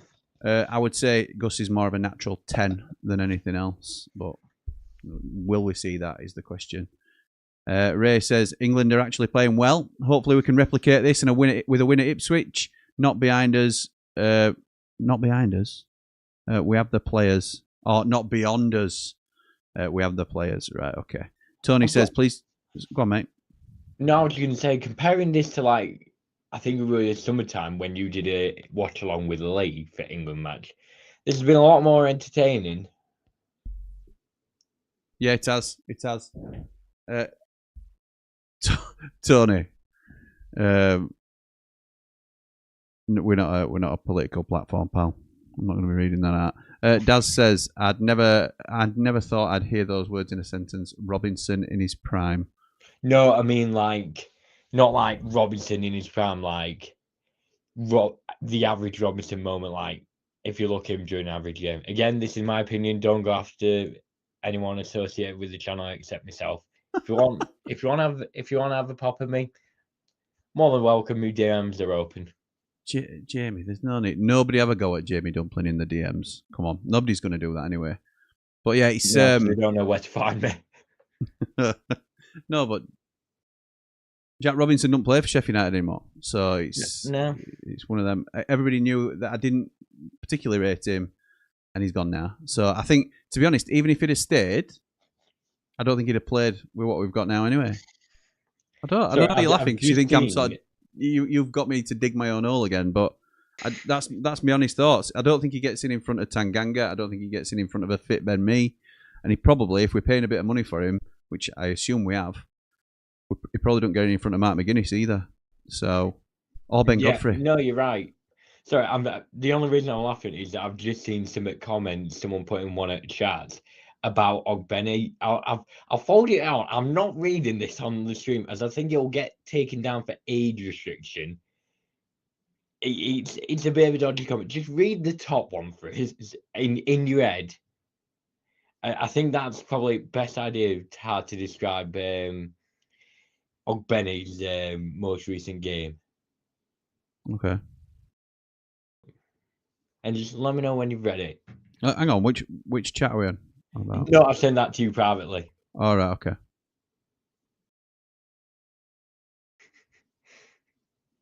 Oh no. Yeah, safe to say he's not been the most popular bloke. That's not nice, is it? It's not nice. It's generally how outlandish it is to even come to that conclusion. It's ridiculous. Fifth Street says, do you think during the transfer window, behind the scenes, the Blades tried to sign Dominic Calvert-Lewin? Would you have taken him? No, I don't think we tried. I don't think we would have put up the money to sign him. He's on an awful lot of money. And I suppose we'd all take him, but in terms of relative to the money that we'd have had to spend, then no, I don't think it'd have been a good deal for us, to be honest. Jamie, what's your thoughts on DCL? Well, after his game against Wednesday, I would have said no, considering he missed 4 sitters and scarred a penalty. But to be fair, before, if you'd spoken to me to summer and said, get him on decent wages, I'd have taken him just for that experience. That Danny Ings type player where he's also an ex-Unitedite. But he'd be coming in to be main man, that's the thing. He's coming to be Leeds number 9. He would, but you could argue Danny Ings is doing that as well, arguably. Yeah, possibly. But I think the issue with Calvert-Lewin is he's basically taken on what Bamford's wages were of 150 grand a week, or at least that's reportedly what we're on. It's probably over the top a bit, but you get what I mean. Bamford were on stupid wages, let him go, and they brought in basically someone else who can do exactly the same role on same wages, but is a lot less popular with Leeds fans. Ben says, I think Sidney Peck deserves to be in the senior England team and to get his first cap, but do you and Jamie think he would be good enough to get called up to the England squad, or would we wait till his time is right? I don't think he's anywhere near England squad quality, to be honest, at the minute, Ben. Doesn't mean he won't be, but I don't think he's England level at all. Jamie, what's your thoughts on that, mate? I mean, he's only just been coming off the bench for the U21s. Someone like, I'm trying to think, Kobbie Mainoo, he's not even getting called up for England first team. I know he's not been playing much, but he's a hell of a player. Sidney Peck's not been playing well for us either, particularly this season. I love Sidney, absolutely adore him. I think he's a brilliant player when playing in his right position, but he's not been good for us this season. But he's just way too early, not due to his age, but the fact he's playing at championship level. The last time I think, I don't, if you, ignoring Calvin Phillips, because he's, what do you call it now? Because he got promoted and then he got called up. I can't remember the last time an actual like outfield player got called up to the England squad while they were in championship. I know Trafford did, but that was a bit different because he's a goalkeeper and ex-Man City player. Yeah, I don't think he's ready, personally. Jord Motson with the trolling. Jack Robinson, ole ole, says. Unbelievable from that man. Dave Morwood says, I don't know about 3 Blades who have played well, but I could name 8 who haven't. Absolutely right, pal. Yeah. Phil says, England looking good. I wasn't convinced this manager was the right appointment, but encouraging stuff so far. Up the Ramble. Jim, can I ask you a question? Go for it, mate. Would you have taken Lee Carsley over Thomas Tuchel? Because he did actually play entertaining football that were hell to bend. I wasn't overly impressed with the Tuchel appointment, and I wouldn't have overly been impressed with the Lee Carsley one. But yeah, I'd have taken Lee Carsley. I mean, it sounds daft to say now that Tuchel's winning all these games, not very spectacularly, but I suppose Tuchel's proving to be the right man, if a little bit uninspiring before today. So I'm all right with Tuchel, to be honest. But I wouldn't have been upset if Lee Carsley had got the job instead, because I think that looked like the natural progression for so long. I thought you were going to ask me, would I be upset if Lee Carsley got the Sheffield United job? Oh, would you? I don't know, actually. I don't know now. I'd I mean, probably... he would actually play this light. I need to move this shining on my head. Look like I've got. You're under the spotlight. It looks like I've put like baby oil or something on my head. Well, you know. You're that age, aren't you? What, like The Rock or something? Justin says, Jimmy, are you doing any other watch-alongs beside the Sheffield United game? Funny you should say that, Justin. Yes, I am actually, pal. I'm just going to have a look, actually. Yes, we're down to do the Oxford and Leicester game. Jord, I've got you down to do that with me, so you'll have to let me know whether you're still good for that. That's on Saturday, Oxford, Leicester, and then we're doing the Southampton Pompey derby game on Sunday as well. So it's Southampton against Portsmouth on Sunday at 12 o'clock. So yes, we're doing those two as well, pal. They absolutely despise each other. Yes, they do. They do, mate. Rivals, that's what it's about. Not sure City's ready for full international recognition yet, says Cooler King. No, he's not. He's not, in my opinion. Dad says, somebody take that shovel out of Jamie's hands. That's a big hole you're digging, JD, regarding Robinson. Deb says, do you think that United will do anything for George's anniversary next month? I don't know. God, is that 1 year? I know. I just Jesus. That's come round right quick. I hope so, Debs. I hope so. Can't believe it's been a year. I'd think that who's been doing all banners recently? Is it, what's his name? Lee Winter. Lee Winter. I would have thought that he'd be potentially organising something. I might message him, to be fair. Yeah, I might. I think that's a good shout. Wow, thanks for that realisation, really, Debs. I'd not twigged it had been come round that soon. Why has Harry Kane gone left wing, by the way, and Anthony Gordon's gone up front? Say again, mate. Harry Kane's gone left wing. Sure that's not even adjustment. Anthony Gordon's gone up front. Alessandro says, to Serbia's credit and detriment, they've not set up like Andorra. They've tried to play football and hit on the counter with a back three and attacking wing backs like Kostic. It's backfired massively for them. It has, but like you said, you've got to admire a team that goes for it, haven't you? Dino says, I meant team performance-wise, only missed Birmingham up to now. The only thing that's ruined the days out is the football. Tanganga helped Godfrey look better at Borough. Up the Ramble, up the Blades. Like and subscribe, people. Thank you, mate. That'll be good. Oh, God. Jesus Christ. You know, I had a heart attack with just seen Elliot Anderson get tackled in his own 18-yard box. Madueke into the box. Oh, it's a lovely right foot across, but it's cleared. Can Serbia get it away? Yes, looks like they just about can. That's nicely done. Here we come again. Madueke, left foot across. It's cleared again. Rice brings it down. It's deflected. It's out for a corner. Woo! I've got Bright. Oh, go on, sorry. No, go on, mate. What are you going to say? Morgan Rogers is having an absolute blinder. Good player, isn't he? Good player. Really good player. How long were he at Villa and how much money did they make on him? Because I remember it being stupid when it happened. You mean at Borough? At Borough, sorry, yeah. It were definitely less than a year. I think you might not be far off with 6 months. Didn't he go on loan initially and then they bought him? It was something like that. So he were at Man City, then he went on loan to Blackpool, played 22 games, got 1 goal, and then Borough bought him, and then 6 months later, after 33 games, Jesus. In fact, no. So no, 6 months, yeah. It's just Rice a lot of corner, games. out swinger. No, goes too deep. Livramento, can he get it back in? To Gordon on the left. Livramento now, no left foot, so he just knocks it out. No, okay. What about Carsley as our manager then, Jamie? I'd have him because he does play attacking football end of the day. I would have him as well. You just said you weren't sure. No, I weren't sure on the England appointment. Oh, right. I see. I would probably have him as yeah, I probably would have him actually at United.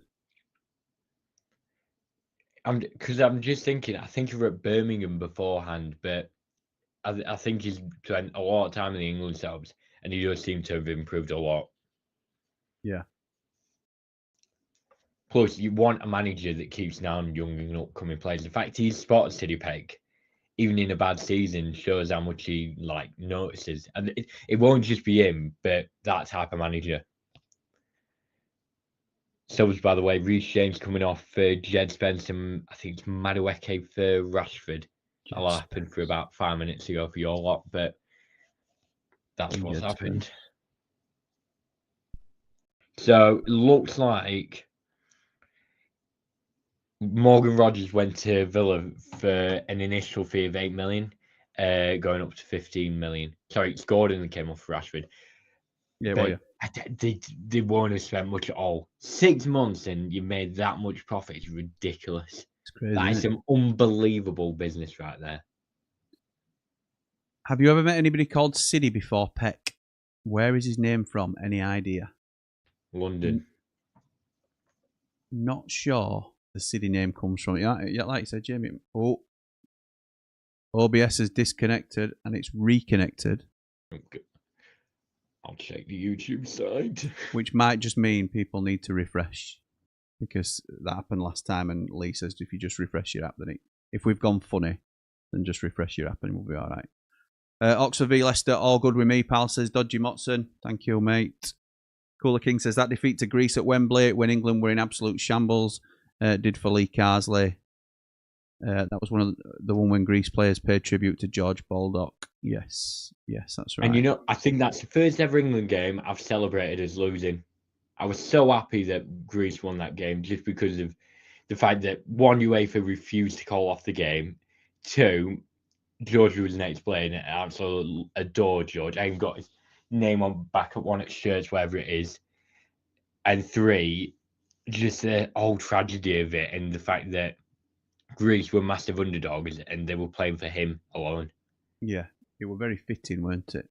Very fitting. By the way, it looks all good, the YouTube end. I've just had it up. Thank you. So, it should be. The name peg, by the way, I've got the origin.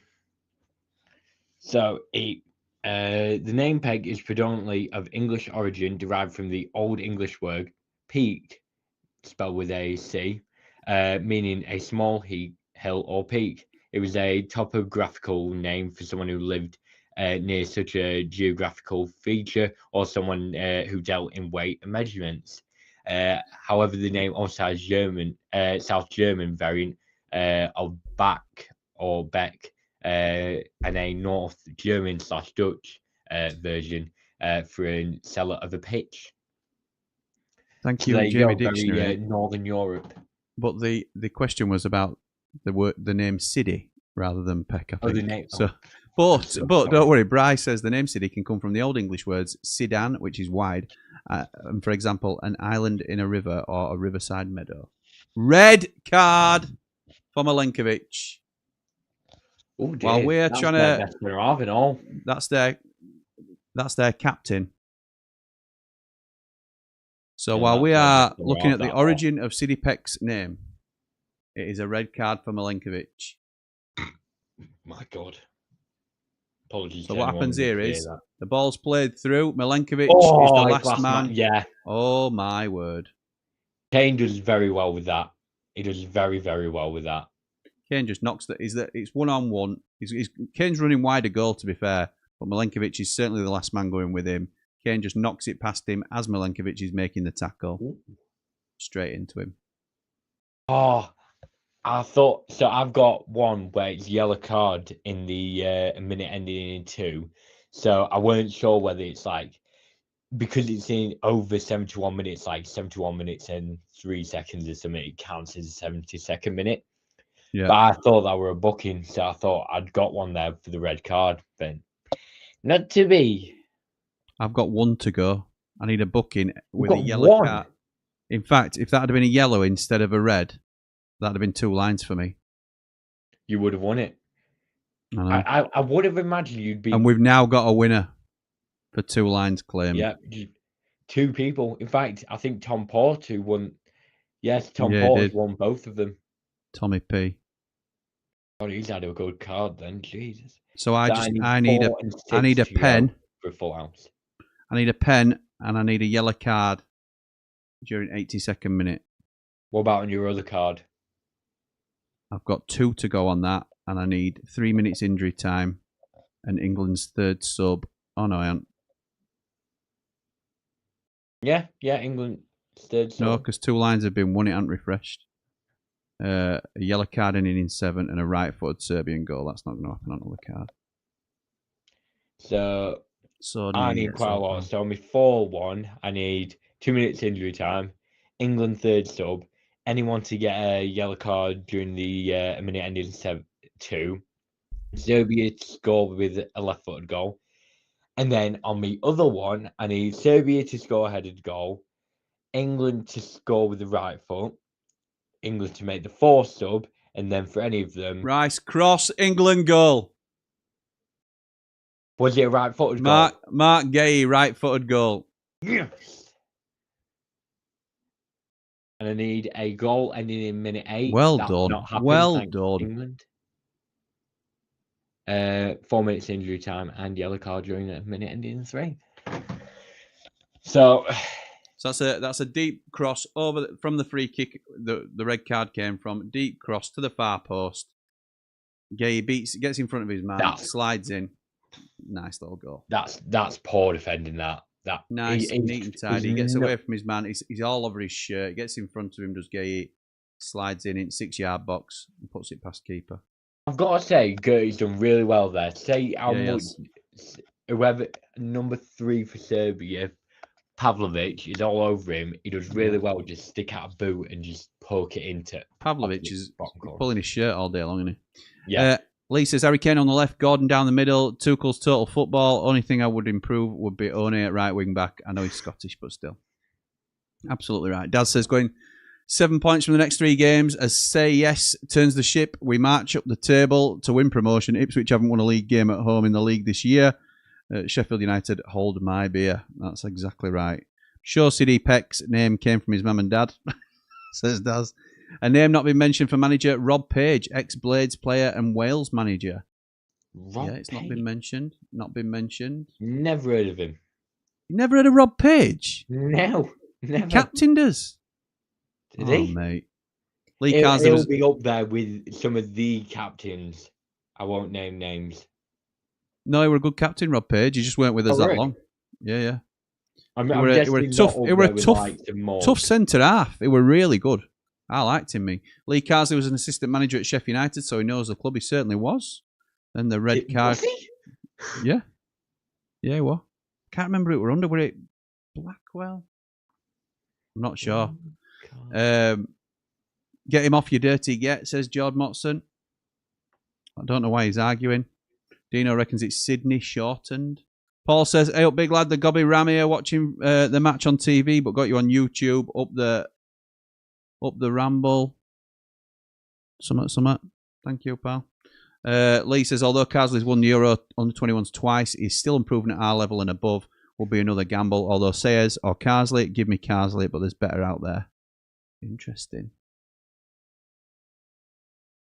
So it looks like Lee Carsley was assistant manager around 2013. I want to say. Yeah, so it was in July 2013, Lee Carsley joined League One Sheffield United assistant manager technical, work alongside his former Everton teammate David Weir. Oh, wow. I'll be honest. Spence with a cross in. It's now played by Serbia.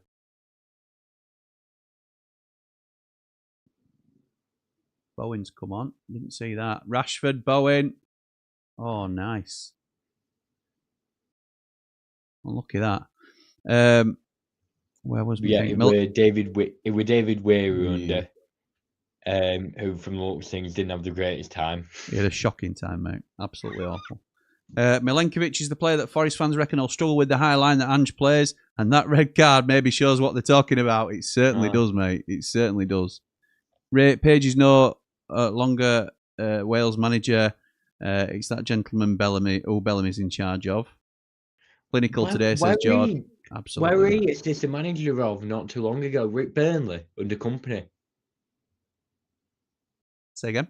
Yeah, Bellamy were assistant to company, yeah. He's now Wales manager, isn't he? Yeah, it's not a bad track record. I think Alan Hill were his assistant manager during the last World Cup.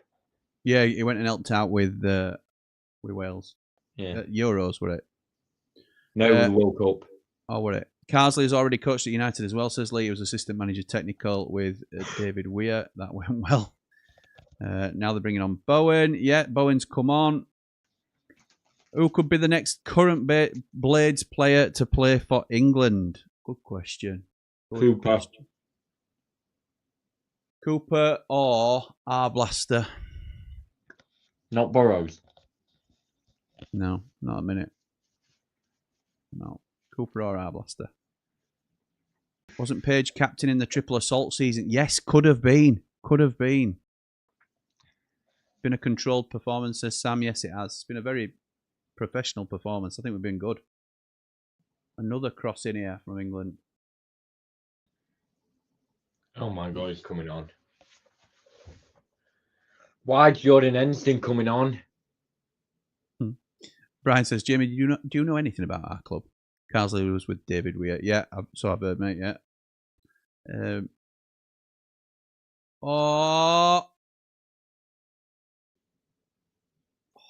Gay just drags it back to Declan Rice, who shoots hard and low to the near post, and it's saved. It's a good save from the keeper, and it's a corner. You missed the most important part of the fourth goal. Watch just before the cross comes in. Right at the end, the England player is pushing a Serbian player back towards the goal line, making sure no offsides by our players. Oh, nice, Paul. Did not see that. Good eye. Never heard of Rob Page. Jesus, are we old, or is Jamie just taking the mick? No, you're old. He's that young, mate. He's that young. That's Petrovic made 2 unbelievable saves in the last few minutes, by the way. Yeah, he has. Declan Rice coming off. That'll be Jordan Henderson that wears that armband that he's handing over. Top of the league with 15 points. On the bench. Yeah, but he's safe enough to give him armband now. We're 4-0 up against 10 men. Still don't want him on.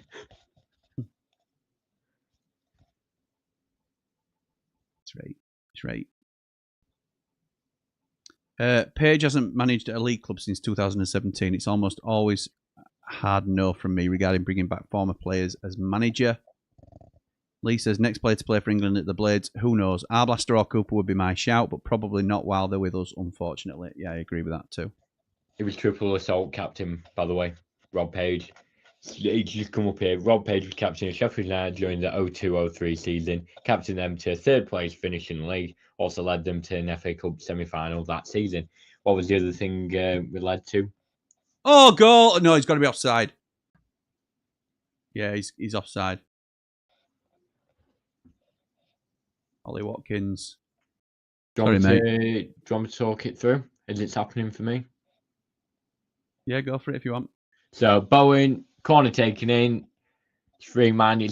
Gertie wins the header, but it's out to... I thought it was Rice. No, it's Livermore. Goes back out wide from Spence. Bowen driving back into the box. Left-footed in, and it's squared in by Ollie Watkins. But, yeah, I think it's miles offside.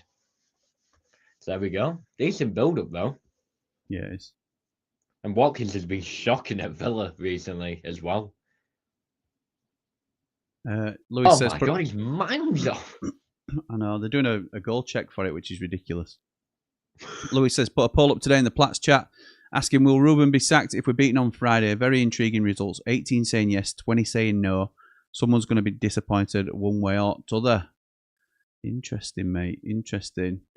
England have to play like this in the pre-season friendlies, says Sam. What a save, says Paul. Absolutely right. Fifth Street says, if you were England manager, would you still take Henderson and Walker? And is there anyone you would take instead? No, I wouldn't take either. Jamie, would you? What Henderson are we talking about? Are we talking about Jordan or Dean? Jordan, yeah. No. I love Kyle Walker as well. Absolutely love the bloke. But I think he's just past it now. I think he'd still be a brilliant player if he came to us. But to be at England, you have to be a level above even what like great players are. And I think Walker's legs have just gone. Not that much, but he relied on his pace a lot, which is what made him track back well. But I think it's just too far gone now. That's why he's at Burnley and not Man City.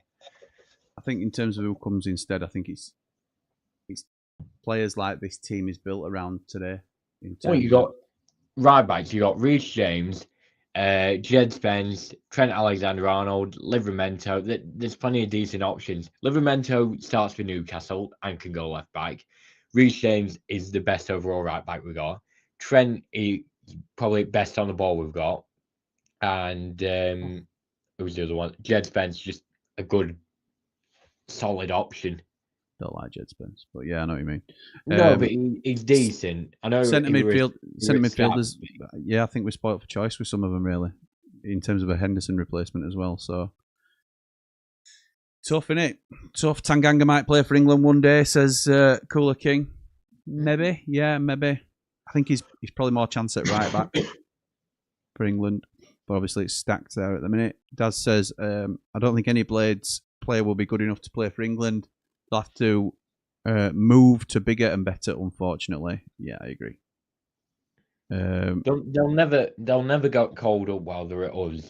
It'll be 100% if they leave. Likes of like Dean Henderson when he left us. I know we're only on loan, but still, the closest we'll ever get to a modern day player getting called up to England that's at the Blades permanently will be Jack O'Connell, and you will never get anything close to that, I don't think.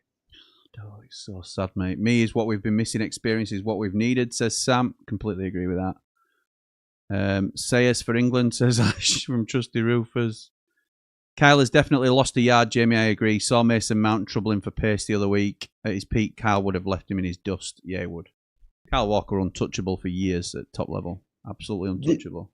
The thing with Kyle Walker is, and it was good timing for what we needed. When we played France, you knew immediately Walker was probably the only right back probably in the tournament that could keep up with him. And it was brilliant to have him. But because of his legs going, you just don't have that luxury anymore with him where he can keep up with even some. I know Mbappe's one of the quickest players on planet, football-wise, but he would absolutely smoked into dust by Mbappe nowadays. Yeah, it would. Just shame. Paul says, still saying Sayers will turn this around. Results will be coming now. Interesting. Jord Motson says, I hope you're right, Paul, but I'm still saying I've got a chance with Margot Robbie too. The villains have done well for England tonight. I know, mate. I've got to say, Morgan Rogers has been great. Serbia have been really disappointing. They seem like a completely different team to what we played in the past. They've not even brought someone like Mitrovic off, but like as you know, they have, looking at the things to the right, but they just look absolutely toothless going forward. Like they cannot get out of their own. I want to see the stats when it eventually goes over, but I cannot imagine they've had much, because I can't remember them really attacking at all. Pickford has had to do naught today, pretty much. Is there a better centre back in the Championship than Tanganga? Jamie says 5th Street. Come back to me. I'll let you answer that first. Probably yes. I couldn't give you a name at minute, but I think it'd be a little bit too. It wouldn't be informed to say yes at the moment. When I've seen a few more games, I'll tell you. I think he's certainly top 3. Here come England again. Rashford, it's a poor ball. Wants a penalty, but he's not getting it. Told to get up. No, never going to get that. So I think he's top 3, but I can't convincingly say he's the best at the minute. But any thoughts on it, Jay? I've had 3 come to mind. So Callum Doyle. No. No. Not better than Tanganga. You've got Cashin. No. Come on, he's a right. No, player. Why? Because he signed for Brighton. No, he was good when he were at Derby. Yeah, he was good. He was good. I won't say he's amazing. I won't say he's best in league. No, but and then the other one is Jack Robinson. You're just a joke, are you? No, but I think there, as you said, yeah, look at Serbia stats. There's nothing there. But as you said, you probably can't think of a player of mine. But if you look at stats a few games down the line, you'll probably see someone go, oh, God, yeah, I forgot about them. That's an obvious answer. That will happen, pretty much. Can I just say that they're doing a VAR check on this penalty? I'll be honest, it did look a bit like he didn't even get close to the pole when they were showing the replays. He's give it. It's a pen. Have they? Yeah. I've got to say, this has been a one-sided game, and it's been quite entertaining for an England game as well. I want to see what they're seeing on monitors. It was a pen. It was a pen. You could see on monitor. The ball's not even moved in the tackle. Oh God, I'm a bit out of frame. I'll move back in. Yeah, he's not even close to getting the ball. Ollie Watkins is going to take it for England, I think. That's good. Lee says Tanganga's got more chance of playing for Republic of Congo than England, to be honest, as citizenship through his parents, although yet to declare. Interesting. Oh, no, it's Rashford. Rashford's going to take it. The last time I think I Does saw he score, Rashford Jamie? Does he score? Euro. Does he score? I think he scored, but the last time I saw he does Rashford score. was Wait. It's a ridiculously slow run up. He does score. It's a ridiculous one of them sort of slow mo run ups and then bang. Yeah, it's a bit fancy Dan, but he puts it into bottom left corner. Keep it up, move. Have you seen the size of his shin pads, by the way? They look like the size of like my AirPods. Rashford's? Yeah, he just showed some like squares. They look normal size. That's poor from keeper, that on penalty, but yeah, good finish. Any luck on match bingo? No. I had a penalty though. All right, fair enough. I needed 3 and 4 on. Tell you what, to go. If I get a booking in 92nd minute, I've got a full house. Go on. There's 3 minutes at a time as well, so just need one of their lot to just. Come on, yellow card now. Yellow card to either team. Either team. Either team. Come on, kick the ball away. Now, would this class as 91st minute or 92nd minute? That's why I'm wondering. I don't know whether. I would have thought it'd be during 91st. Come on, a high foot. Oh, nearly. I think I don't think it's going to happen. It's going to be close. Oh. What's the price for full house? 100 quid, I think. Oh, no, actually, I don't know. It's a lot. It might be 200. It's loading. It's 200. I need a yellow card in 5, 4, 3, 2, 1. Oh no! Right, you just gotta hope that it means it's for the next minute.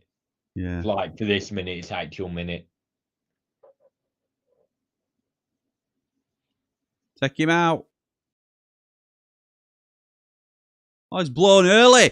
Are you joking? Oh no! What's it? Oh no! What?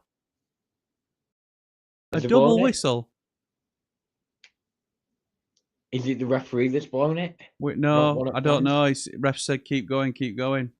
What is this all about? I'm sticking my earphones in for this one. I want to hear it. Absolutely ludicrous. Get a foot in.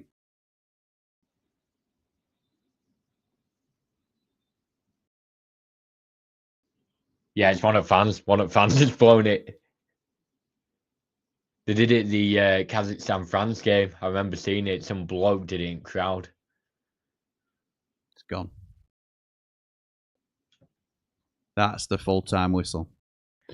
That is full-time. Quid for you then, my friend. Let's have a look what people are saying, my mate. Lee says, the only player I can think of off the top of my head that's as good as Tanganga is probably Jacob Greaves, and that's it. Yeah. Possibly. Kind of like a second-rate Tony, that pen, says Cooler King. Went in, though. Nothing else matters. Yeah, agree with that. Lewis says, not been a fan of Tuchel's England up to this point, but fair play. They've done a job tonight. Not an easy place to go and win this sort of by this sort of margin. Well done, Jamie. Top-class co-coms. Night, lads. Thank you, Lewis. Appreciate that, pal. Brett says, is this mythical high-press attacking vertical football? It looks good. Alessandro says, Norway's golden generation won 11-1 just now. Haaland scoring 5. Pre-2018, I never saw Italy not qualify for a World Cup. Now missed 2. And this is an uphill mission now. Second place to them currently. Interesting. Sorry, Norway won 11-1? Apparently so. Would that even, if you did that, would that even fit on your scoreboard at top? Of course it would. Well, we'll never find out, I don't think. Well done, Jimmy and Jamie. Whistle came from the crowd. Thank you, mate. Now it's over, says Bri. Great watch along tonight, gents. See you Friday, Jim. You will, Geordie boy. Thank you, pal. And Ian says, great job, Jimmy and Jamie. Brett says, this is definitely not Jamie on a burner account. I think Jamie did great. Would love to see more of Jamie on the channel. Jamie needs a theme tune. Please tell him to release My Family now. Cooler King says, great watch along, guys. Thoroughly enjoyed it. Best of luck for Friday. Thank you, mate. We'll need it. Jamie, any final words for the viewers before we get off? Well, safe to say that exceeded the expectation. What were your score prediction? 2-1? 2-0. 2-0. And I said 1-0. We actually saw goals for a team that we're supporting. Long may it continue into Friday. Please. No, on a serious note, on England's side of things, he's looking a lot better for the World Cup. And I think that we can potentially have a decent goal, but we'll never know until we play a decent team, because at the end of the day, we're not playing teams that are going to push for the win at the actual World Cup, if you get what I mean. You said before, though, and rightly so, Serbia are no mugs, and we've made them look poor tonight. They're not. But this was quite a bad Serbian team. They didn't have a shot on target. Yeah, that's fair. And they were down to 10 men, weren't they, later on? So I suppose it's all relative. Well, I want to say thank you to everybody for watching with us tonight. If you're not already and you're enjoying the content, please do like and subscribe to the channel. It's very much appreciated. But for now, we will see you in a bit. I'll be back for Hot Off the Presser on Blade Ramble tomorrow, and I'll see you then. Catch you in a bit.